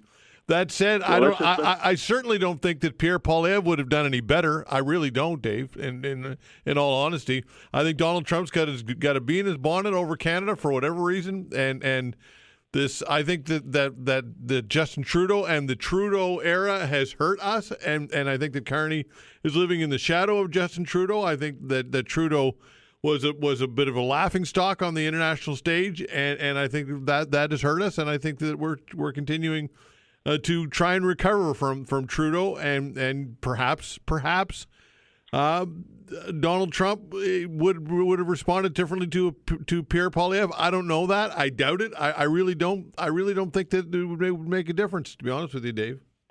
Well, here's the thing, though. We voted for him. I mean, Poilievre had a 20-point, a double-digit lead. Yeah. And it was the most bizarre election I've ever seen in my lifetime in this country. And we all of a sudden, folks got on board thinking that Carney was the guy who was slick, he was smooth, he was not slick, but I mean, he was... Slick's a good word. That's fair. I would say slick, yeah. And knowledgeable of finance and all that stuff. And therefore, we gave him our approval to lead the country. And it's not I can be a critic, which I am, and thanks to your show and what have you, but I don't think I've done some homework. And we put him in there. And the people just like that. I think Poilievre, he would have probably cut back on the CBC a lot. He would have done a lot of things. But again, we sort of just got into this knee-jerk reaction. And I say we, and I'm Canadian as well. And here we are. And it's not my job to figure these things out. Look, they sat at this fancy place up in Huntsville, right, to try to figure out a solution.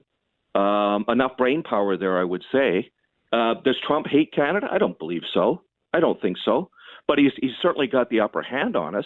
And then when you're starting to throw remarks around like Doug Ford cutting their hot water off, right, their power, then you are declaring a real.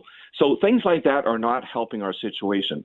And there's a saying out there, don't bite the hand that feeds you. So it's not my job it's the people that voted for Mark Carney and the Liberal government.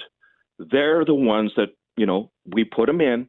And so far we have not seen resolve. And I would have to say I'd give him a D at this point, and I want success in this country. Trust me, Todd, I really do. I want us, for our young people, I got family and what have you as well, young people here. So yeah, of course, I want success and I will give it. He's done a couple of things that I thought were okay.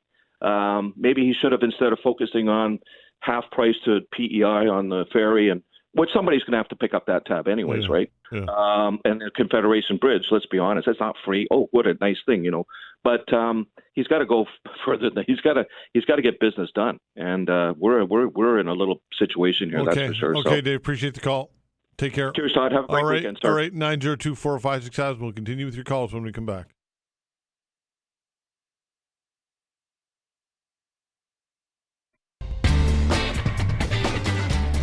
All right, continuing with your calls, 902-405-6000. Mark's giving us a call. Hello, Mark. Oh, hi, Todd. Thanks for taking my call. Sure. I just wanted to follow up on a call. The caller, I think his name is Rick, was talking about Sullivan's Pond, or the Duck Pond, as we call it here in Dartmouth. Right. So these are pretty, I would argue, serious allegations. That he's saying of a councillor, having influence on manipulating the water supply in order to further his political ideologies. So I don't know if it's true, but it sounded credible to me. It sounded like he had backed up, with his experience for sure. I'm not sure why he would have a reason to make up a story like that. And the reason I'm calling, that I grew up here, I spent a lot of time in Dartmouth. I've known everyone's noticed the fluctuation going on there. But if that is true, that Sam Austin is doing that and then lying about it, I just don't want that to be a throwaway, call, a throwaway story. I think that's pretty significant. Just want to know what your thoughts are on that. Yeah, well, again, I don't know. We will follow up with Sam about that and find out. I would think that Halifax Water would not take its marching orders by a member of council when it comes to that issue. I would be surprised. I'm not saying that Rick's wrong. Mm-hmm. I'm not saying he's right, but it's definitely worthy of following up. My instinct would be that Halifax Water would not take orders on whether to open up those gates from a councillor. I would bet that would be my instinct, but perhaps I'm wrong. Yeah. That would be my instinct too. But Halifax Water, as you remember, hasn't had a great track record there, in the past year or so. when they had that, the incident with the contamination. Yeah, I think they had two incidents, and one of them was just handled incredibly poorly. Weren't alerting people in time. The equipment's old. They weren't being transparent. So anyway, I hope it's not true, but I'm glad that you're going to follow up with Sam on that, because I think we deserve his point of view, and he deserves a chance. Even though I do not like Sam as a politician, I'm willing to give him the benefit of the doubt. But I'm glad that you're going to follow up. Thanks very much. Okay, Mark. All right, take care. 902-405-6000. David, hello. Good morning, Todd. Monsieur Todd Veinotte, ça va? Yeah, good. I thought I'd celebrate a little bit on the Francophone days. You know what we got to do? Very secretly, I built myself a time machine, just like in Back to the Future. Yeah. How would we go back in time and snatch up all the things that were cheaper? That sounds like a good plan, Dave. Yeah, I made it out of a pickup truck. Oh, there you go. So be able to stack everything in the back. Yeah. Okay, pal. Take care. Thanks for the call. William, hello. Yes, good morning, Todd. Hi. A couple of callers ago was talking about grading Kearney on what he's achieved so far in the last 3 months. Yeah.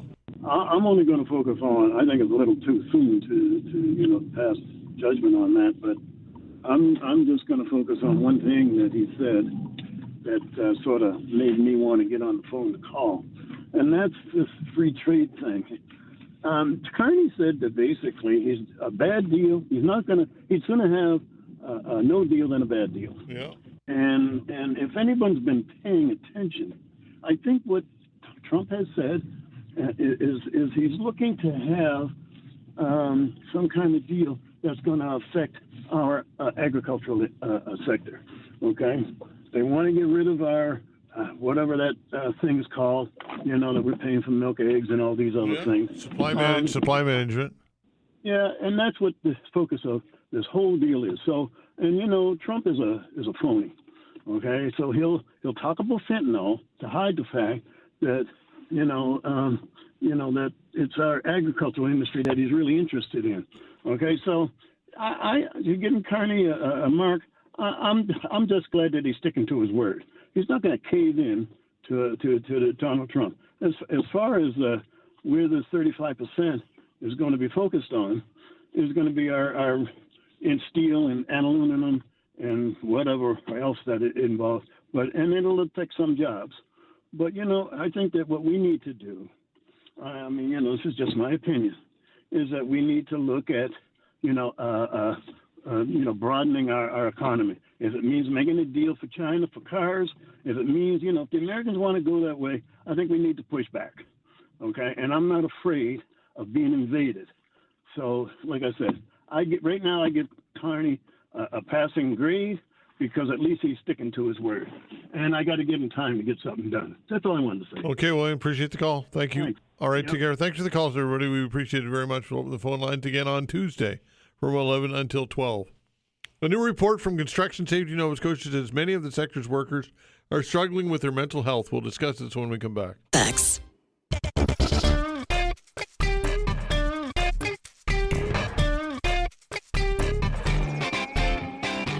I saw this story on the Global News website. A new report from Construction Safety Nova Scotia says many of the sector's workers are struggling with their mental health. The study says there is an urgent need for better support systems on the job and says the current standard is putting workers at risk. MJ MacDonald is the CEO of Construction Safety Nova Scotia and joins us to talk about this. MJ, thanks for joining the show. We appreciate your time. Thank you very much for having me. All right, so tell us more about where the information came from here, the report.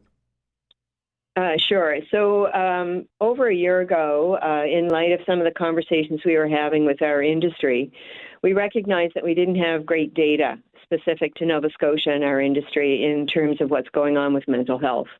And so we partnered with Work Insights, Michael Devaney, to commission a research study to better understand what's going on here in Nova Scotia specifically, and then to be able to formulate and tailor our solutions to help support better outcomes for our workers here in Nova Scotia. All right, so tell us more about some of the data.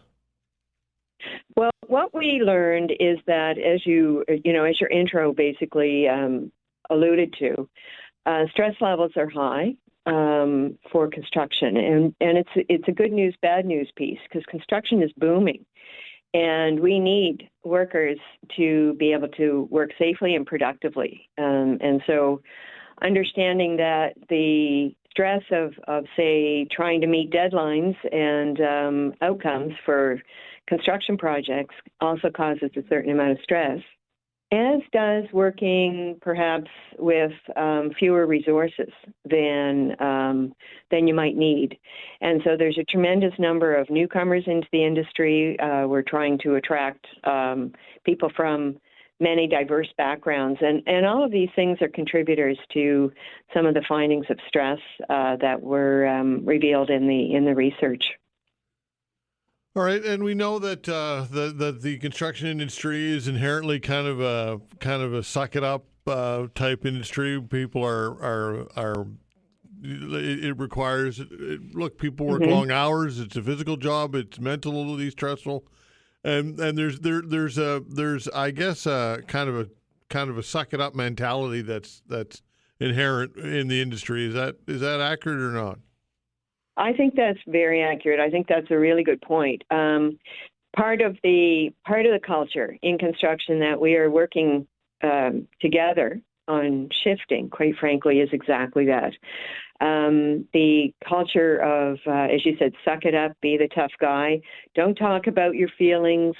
If you do, you might not get a warm reception to that conversation. And those are the things that we're highlighting.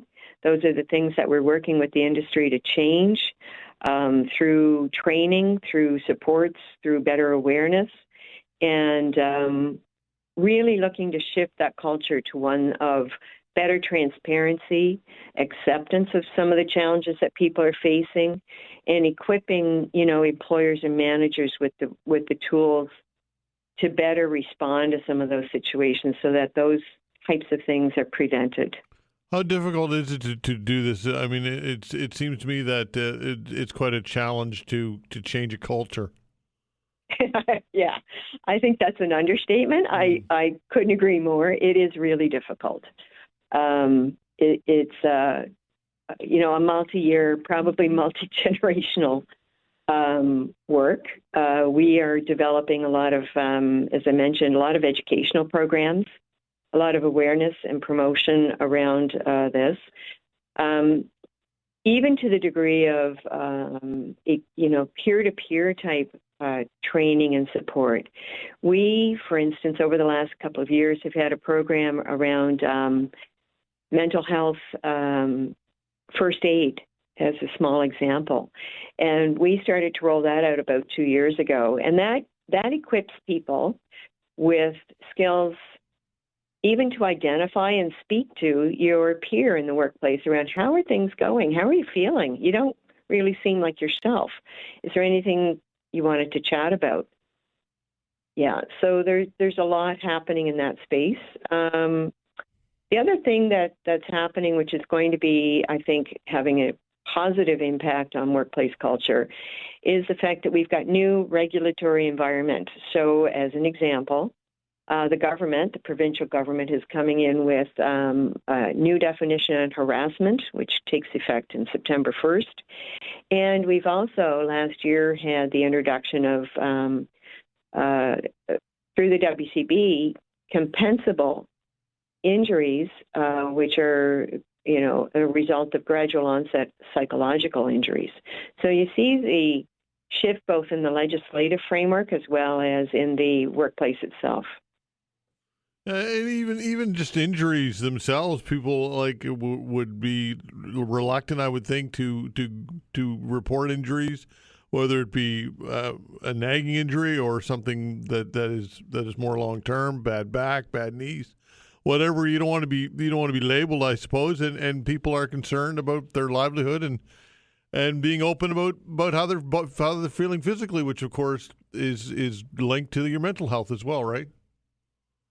So they are linked, 100%. And it's an interesting point that you're making because the reportability of injuries, depending on where you are, the vast majority of employers in the construction industry are covered through workers' compensation insurance.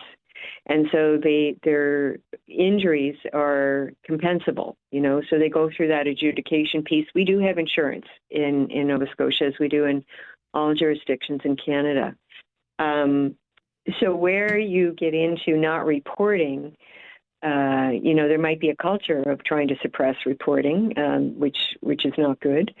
But most nowadays, I think we've overcome that aspect quite successfully, in that we have strong injury prevention and strong reporting on those pieces. Okay, how much government overreach or oversight should there be or could there be when it comes to all these issues? So I think a great question. Government oversight currently, there is an act, obviously, the Occupational Health and Safety Act, and then regulations. We're working really closely with government and other stakeholder partners. So I think there's always opportunity for improvement in the regulatory environment. Certainly, the examples I just cited are a great example. We are coming out with some work in various other areas as well. Silica and other particular are on our agenda for the next year. So I think how much it's a really difficult question to quantify, but I would say that when we identify some of the gaps, working together with government to close them is a key one. Is there any difference with these issues when it comes to the union environment as opposed to non-union environments? We understand that there is some differences. So unions would often have programs through their union dues and programs for their benefits. The non-union open shop may or may not, depending on their employer. And so it's a great point that you raise, because part of our research subsequent to this and the development of a customized response was exactly that gap, and that small, medium-sized employers who may not be unionized may not have the same access to services in the mental health space that others do. And so we're creating a brand new program to allow them to get that kind of support and service through direct access for mental health supports for those who are, experiencing an urgent need.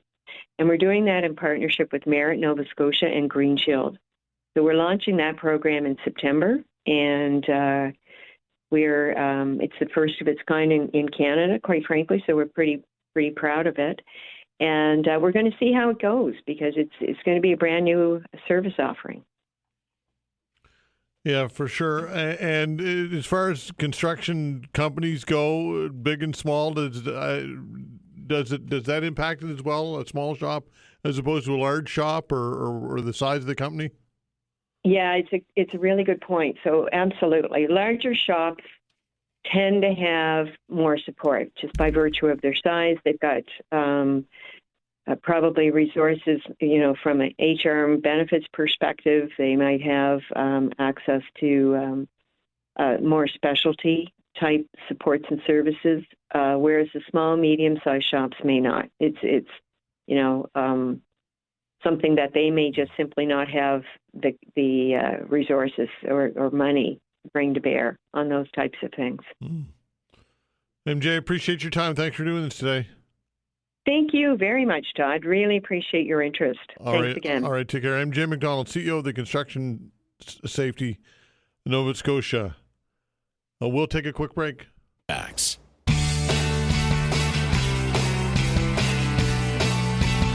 All right, a sacred 3-day gathering of Mi'kmaq culture, ceremony, and community is set to go August 8th to the 10th at the Open Hearth Park in Sydney, Nova Scotia. Joining us to talk about all of this is former Senator Dan Christmas, who will serve as the Master of Ceremonies for portions of the weekend. Dan, thanks for joining the show. We appreciate it. Oh, good afternoon, Todd. Thank you for inviting us. All right, so the event is called, I don't want to mispronounce it, so I'll ask you to tell everybody what it's called. Yes, it's called Wiggebals-Dimk. It means the sacred gathering. Okay, and tell us about the event in general. Like, lots going on here, more than just music. Lots involved here. Let everybody know what all the background is. Yeah, as you mentioned, it's a 3-day event. It runs from next Friday, Saturday, and Sunday. During the afternoon, there's a powwow. It involves a lot of traditional song and dance. In the evening, we have nightly entertainment beginning around 6 p.m. and running right through till about 11 or 12. We have a great lineup of performers, the Morgan Coney Band, for instance, and others. There's a lineup every night. And also, there's crafters, there's vendors, there's food, there's even workshops. So there's a lot to do over 3 days. All right, and is it for everybody? Like who are you hoping to attend? Yes, so this is a unique event. Usually these kinds of events are held right in our communities, but this is unique. So it's actually in the Open Hearth Park. It's a beautiful public park here in Sydney, right in the middle of everything, and it's geared to the general public. Everyone is welcome to attend. There is no admission to come to participate. It's free of charge. Of course, there's food there, and there's things to be purchased and taken home, but there's no admission fee. So everyone is welcome and to be part of the festival. All right, and is there a headliner per se? Well, we have a number of great performers, but the one that always captures my eye is Morgan Toney. He's a Mi'kmaq fiddler, and he's just a young guy. He's been doing great, and he always draws a big crowd. But there's others as well, but I would say Morgan is probably the headliner. Okay, and if people want to know more about all of this, they can check it out. Where can they get all the details? Yes, just go online. It's www.wiggebals-dimk. It's spelled WIKIPALTIMK2025.com. And just go to the website and you'll see the entire schedule, the performers, all the activities that's going on.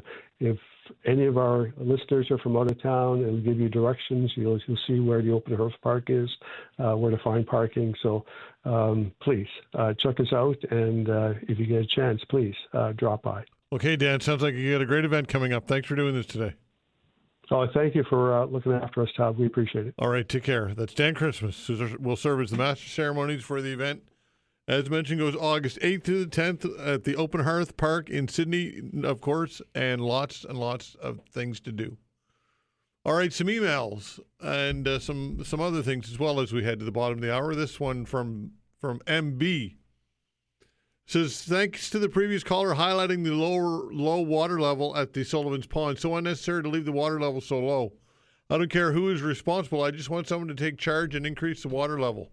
And if Sam Austin is responsible, then call him out for it. Again, we'll follow up with Sam Austin and find out what the details are on that. Again, my instinct would be that Halifax Water would not take orders from the politician representing the district, but who knows? We'll find out. The email goes on to say, also, why are there fireworks 3 consecutive nights over the Natal Day weekend in downtown Dartmouth? For years, it was just Monday, Natal Day. Now it's Saturday night, Sunday night, and Monday night. I think that's excessive, unnecessary, and very uncalled for. Sure, if they must use old-fashioned fireworks, have it on Natal Day. One night, not 3 nights. So I'm so tired of complaining to Sam Austin about this. HRM's own website even posts reasons for not using fireworks: PTSD, wildlife, pets, autism spectrum disorder, environmental damage. There are other options besides fireworks. I wish that there were term limits to city councillors. I've had enough of mine. Again, that from a listener. Let's see here. This email on affordability from Dan says, I wanted to reach out and share a few thoughts. Ordinarily, I'd call, but due to the nature of my work, I'm unable to do so. I feel compelled to comment on an issue that's increasingly relevant. As a parent of two young adults in their 20s, I see firsthand how they've been impacted by today's economic climate, particularly around housing affordability. Public discourse often places the blame on business owners, contractors, and builders for rising housing costs. However, one critical factor that's frequently overlooked is Canada's current tax structure. We often hear calls to tax the rich more heavily. While it's true that some high net worth individuals use legal strategies to reduce their taxable income, the majority of high income earners, those making over $200,000, shoulder a substantial share of the tax burden. In reality, the system is structured in a way that penalizes upward mobility. For example, an individual earning $80,000 annually pays approximately $20,000 in income tax, assuming no deductions or credits. This results in net income of $59,000 and a marginal tax rate of about 37.17%. Well, on top of that, they face numerous other taxes on fuel, property, goods, services, HST, and countless fees. Now consider someone earning $200,000. That individual would pay roughly $72,900 in taxes, with the marginal tax rate exceeding 50%. My point isn't to debate fairness between income brackets, but to highlight how tax increases disproportionately affect the middle class and working professionals trying to advance financially. If we aimed for a more equitable and efficient tax system, perhaps individuals across all income levels would have a better chance of affording the high cost of living. And that comes from Dan. And I think that there's some valid points there, Dan, for sure. This one from Jaden when it comes to Mark Carney and the Liberals. It says the country got played by Carney and the Liberals. There's no debate. We needed a reversal in policy from Liberal policies to conservative policies in this nation on multiple levels, and everything from criminal justice to housing to immigration to the economy. Now, everyone my age, 23, continues to be screwed thanks to the nation of weak-minded, scared people. Now, this email from a listener says, 30 years ago, we built a house. It cost $92,000. We had a truck, $200 a month. We had two kids. I made $7.75 an hour. My wife made $6.25 an hour. We both worked jobs for 35 years. I eventually opened up 3 small businesses. My wife worked nights, 15 years, and I worked days. We did not eat out kids except for very important occasions. Our kids went to daycare 2 days a week. Half days babysitters when we needed them. Kids were not in expensive sports. We ended up owning 8 homes, all paid off. Retired at 53, multimillionaire, and no education. Today, it's even easier, but young people are, and again, these are not my comments. This is Donald who sent in these emails, said kids are lazier and want an $800,000 house to start out several times a week. They eat out several times a week, meet for drinks, drive very expensive vehicles. No wonder they can't buy a house. Scale back what you need and prioritize what you want. Though through all this, we have been married for 33 years. That's from Donald. Again, not my words, Donald's comments, so I thought I would pass them along. By the way, if you want to send me emails, todd.vino@rci.rogers.com. That's the way to send me emails. Again, todd.vino@rci.rogers.com. Coming up in the next half hour, we're going to give away some tickets to the 22 and under baseball championship going on and coming up in Halifax next month. And we'll do that, or later this month, I should say, when we're talking sports with Cecil, and we'll talk weather with Allister when we return. Internet.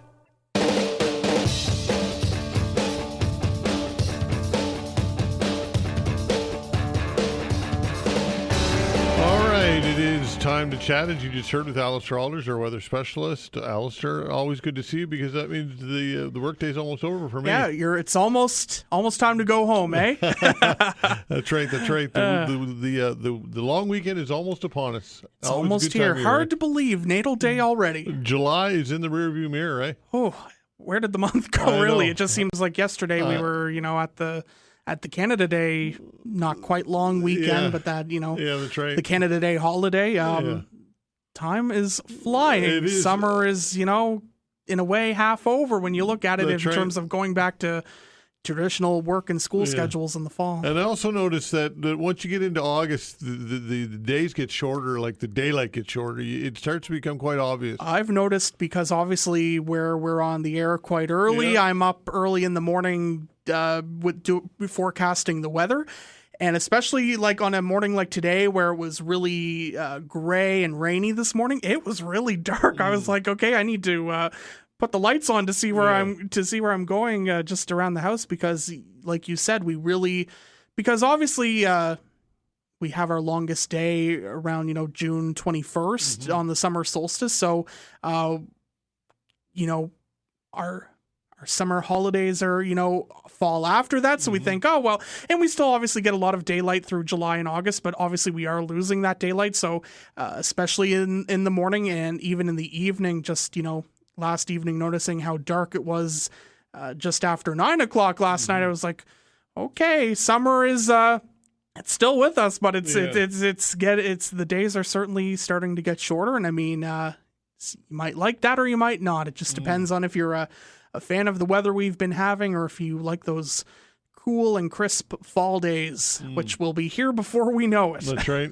And there's been some persistent heat, though. Lots of heat out there. We've had, I would say it's, we've had somewhat of a balance where we've had these hot, humid stretches, but we've had some relief, I'd say, in terms of some of the other summers where we've had more extended, longer stretches of high heat and humidity. It's been broken up, I think, quite well. And even especially compared to places like Ontario, where they've had heat wave after heat wave after heat wave through the end of June and July, we've had it a bit better. But, we've certainly been dealing with some very warm and humid weather through July. And I mean, obviously we see that often at this time of year, but we've certainly had some hot and humid days. It's still quite humid out there today, but even just stepping outside into temperatures that were in the mid to high teens, it was like, oh, okay, this is a lot cooler than where we were, on Tuesday or Wednesday this week, because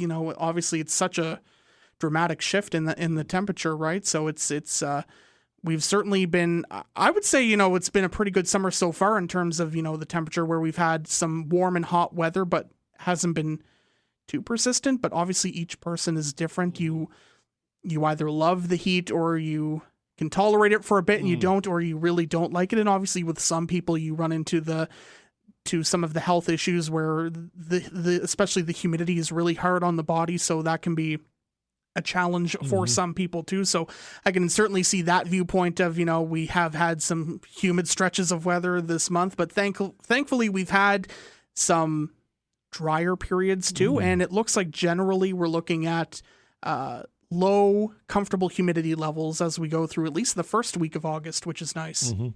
Okay, a little bit of rain last night, but not a lot, right? Not a lot. Estimates about 5 to locally 10 millimeters. I mean, it's better than nothing, given the situation that we are in with, the drought conditions we're experiencing.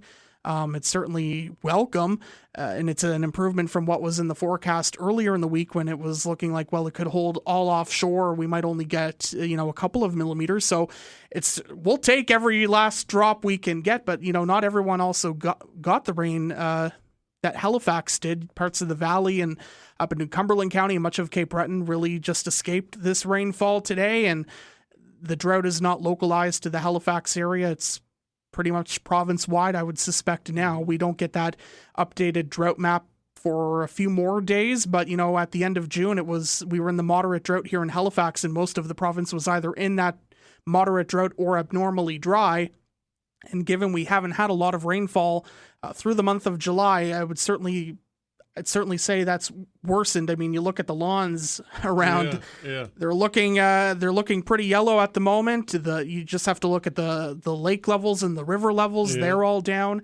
Even some of the trees have started to change color a bit because that stress is evident on the trees. So certainly welcome. I wish we had a bit more. I really wish we had a bit more, but we will certainly take it, because despite the rain we had today, the pattern still looks pretty dry through at least the first full week of August, if not at least the first half of the month. Yeah, I can honestly say for the first time in years living in Halifax, I've not had to mow my lawn for weeks at this point. Yeah, it's same here. I've only had to really mow it twice so far this summer. It's dry. It has me thinking back to 2016, I believe it was, where that was one of the summers we had a really, really dry summer, especially in the southwest of the province. There was quite a severe drought in parts of the South Shore and the Valley. Certainly has me thinking back to that time, just because we've had the pre-existing drought conditions that were somewhat quenched in the spring, but we haven't had a lot of rainfall through June and July, and really that pattern doesn't look to change, at least in the immediate forecast. So I suspect we will continue to be seeing these instances where, if your lawn isn't brown now, it's going to be heading in that direction. Yeah. And you have to start wondering, I believe it was just last year where the Lake Major water levels were to a point where they had to put the water restrictions in place. In Dartmouth, you have to wonder, I don't know what the status of that lake water level is. You have to wonder if we're heading into that direction now, given it has been so dry, the rainfall has been so localized. I mean, you'd have to think they're at least contemplating the possibility. I don't know, obviously, what the levels are there. I don't know what goes into that decision making, but you have to, just looking around at how low the lake and water levels are, you have to think, well, it could be heading in that direction if it doesn't turn around, and it's not going to turn around, at least in the first half of the month. Yeah, you were saying some trees are changing some color. You're hearing reports of that, eh? Yeah, I received a few reports of that on social media earlier in the week, and then just driving into the office today, especially contrasted with kind of the gray sky that we have out there, you could really notice it's more so, the younger, smaller trees and bushes. It's not like, say, the big mature trees. And when we see that change in color happening at this time of year, I mean, there can be, several factors. It can be weather related, so it can be drought, or in cases where we have excessive rainfall, it can be that too. It puts stress on the trees. It can also be other factors like, disease or fungus affecting the tree. But where I've noticed it on quite a few trees, I would have to think it's probably the stress of the lack of rainfall, and that stress just puts the tree into a mode where it stops producing the chlorophyll. And we've seen this before. Obviously, it's not anything too widespread at the moment. As we look out over the north end of Halifax, the trees are very much green at the moment. But certainly some trees, especially those younger trees, and like I said, more bushy trees, the leaves on those, I've certainly noticed quite a few are starting to, I think, feel that the stress of this lack of rainfall. Yeah, I can only imagine. Tell us about a Bermuda High. Yeah, that's been a big factor in our weather so far this summer, and it's often a factor in our weather at this time of year. So it's a semi-permanent area of high pressure. It juggles between the Bermuda and the Azores Islands. It typically retreats towards the Azores during our winter, and then as we go into the summer, it moves back closer to Bermuda, but it fluctuates around. But as I said, it's a semi-permanent area of high pressure, and it's really just a big driver of our weather systems, and it's a big influence on the weather that we do experience. I mean, given it's where it's been parked so far this summer, and you have to influence, other areas of high pressure and troughs of low pressure, across the world to see how these weather systems all flow, because obviously they can move from one side of the country to the other. But the Bermuda High, it really contributes. If it's in an ideal position to pump in that south or southwesterly wind, that's when we get into the very humid weather, and often the hot weather accompanies that. It can lead to these patterns like we're seeing now, depending on its placement, where the systems that we do see moving through are forced to the north, so we don't get into that rainier pattern. We're into a generally drier and sunnier pattern. But it all depends on the year and where it sits. If it sits a little bit farther south or a bit farther east, it can put the jet stream in a position that would favor more systems moving through. But so far this summer, it's been generally close enough and north of Bermuda to put a nice ridge of high pressure in the jet stream, which is the highway for our weather systems to move, and sends them. Labrador's been getting quite a few showers, and even Newfoundland's been quite dry. They've had a bit of rain in the last few days. It's sending all the systems to our north because that's where the jet stream is ridging up from that Bermuda High. So it's essentially just a large area of high pressure that fluctuates throughout the year between the Azores and Bermuda in the summertime.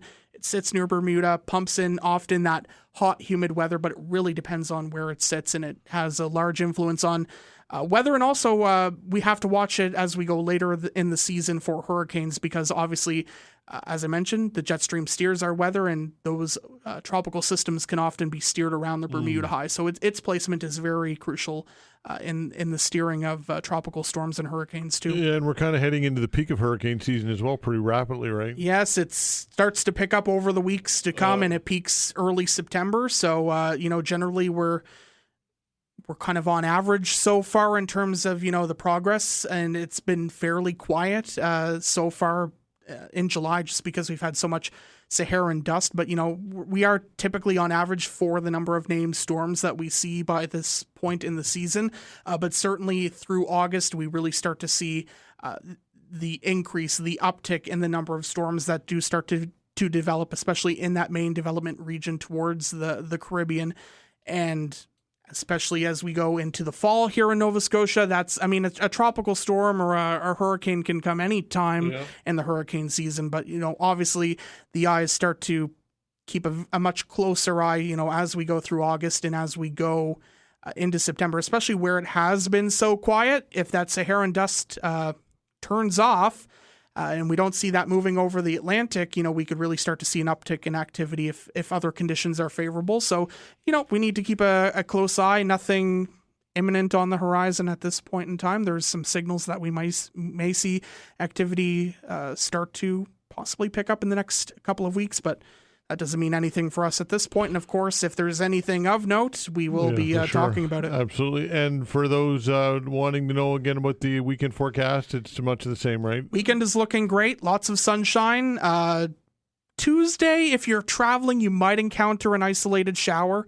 But overall, lots of sunshine. Temperatures in the city will be in the mid-20s. If you're right at the coastline, it's going to be a bit cooler. And the farther inland you are, it's more so going to be mid to high 20s. But generally, lots of sunshine, comfortable temperatures, comfortable humidity, and high pressure looks to dominate really for through the weekend and into much of next week. Not a lot of rain on the horizon, just these localized shower chances by later next week. Great stuff. Thanks, Al, as always. Thank you. Okay, Allister Aalders, our weather specialist, Sports and Cecil, when we come back. Facts.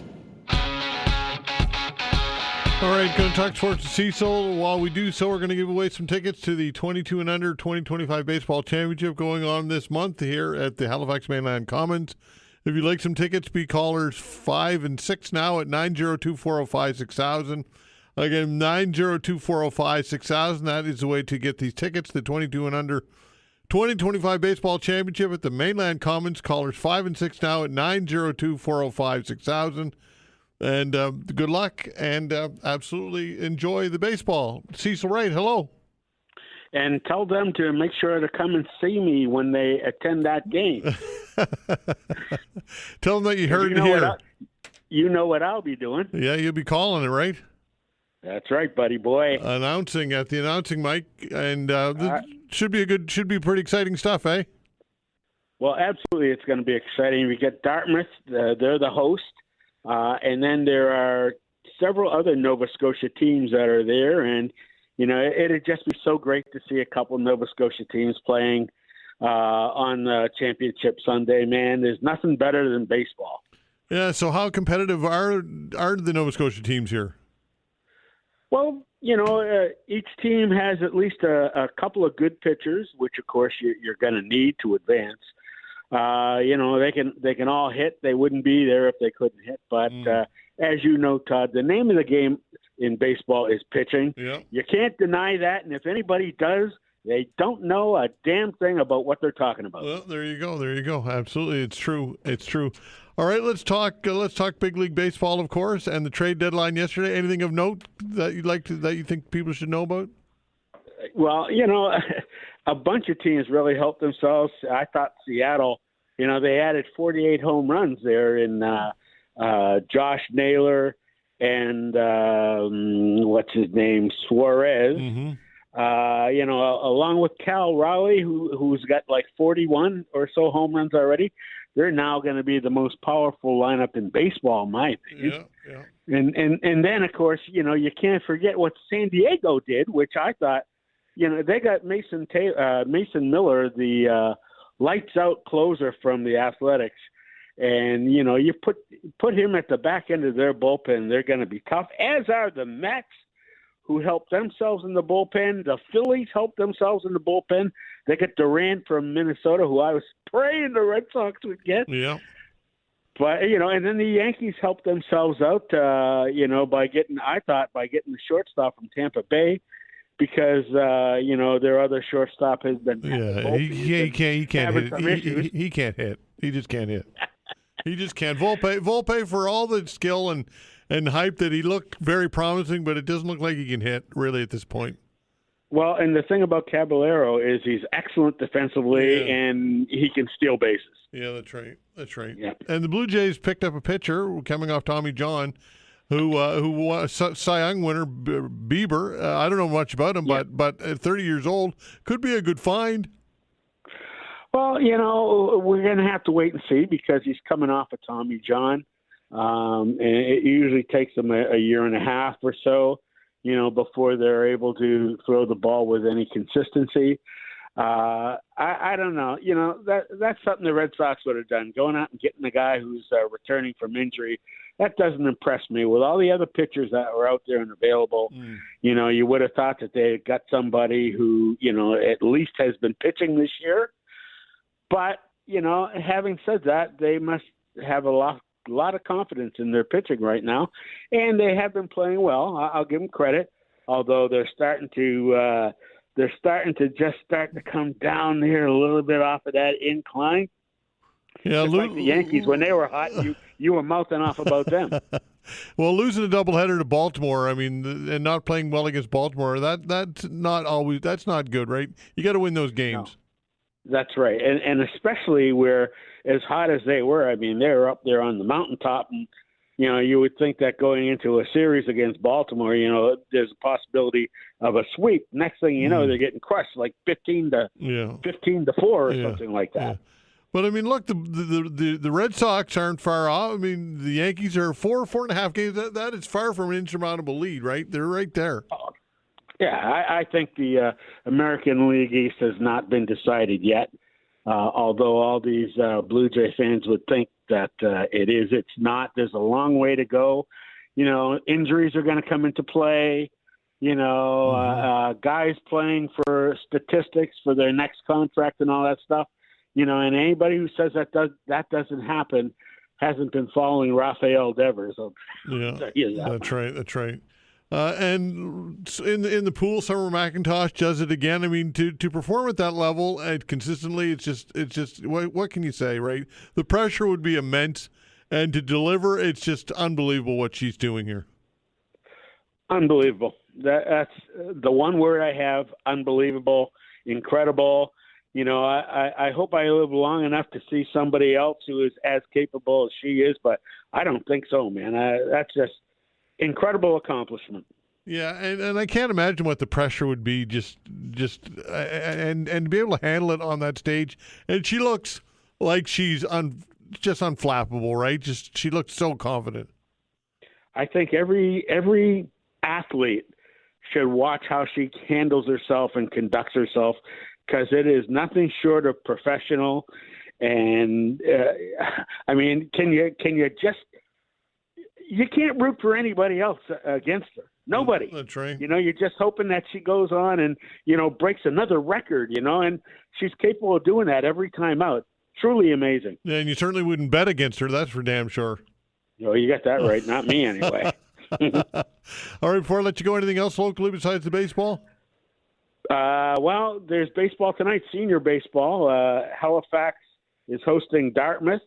Dartmouth is coming off of a mercy rule over Kentville last night, and you know they're high on the hog right now. Of course, they're preparing to go to senior men's nationals later on this month, so this is a good chance to come on out and see the best team in the province. Okay, pal. Appreciate it as always. Talk next week, bud. Have a good weekend. You too. Take care. Cecil Wright, our sports guru. Thanks for listening, everybody. Enjoy your long weekend. We are off Monday. As mentioned, we'll be back on Tuesday. I'd like to thank Vanessa Vandeness on the other side of the glass, the control board, doing a fine job as always. As mentioned, we're back on Tuesday, 10 o'clock. See you then.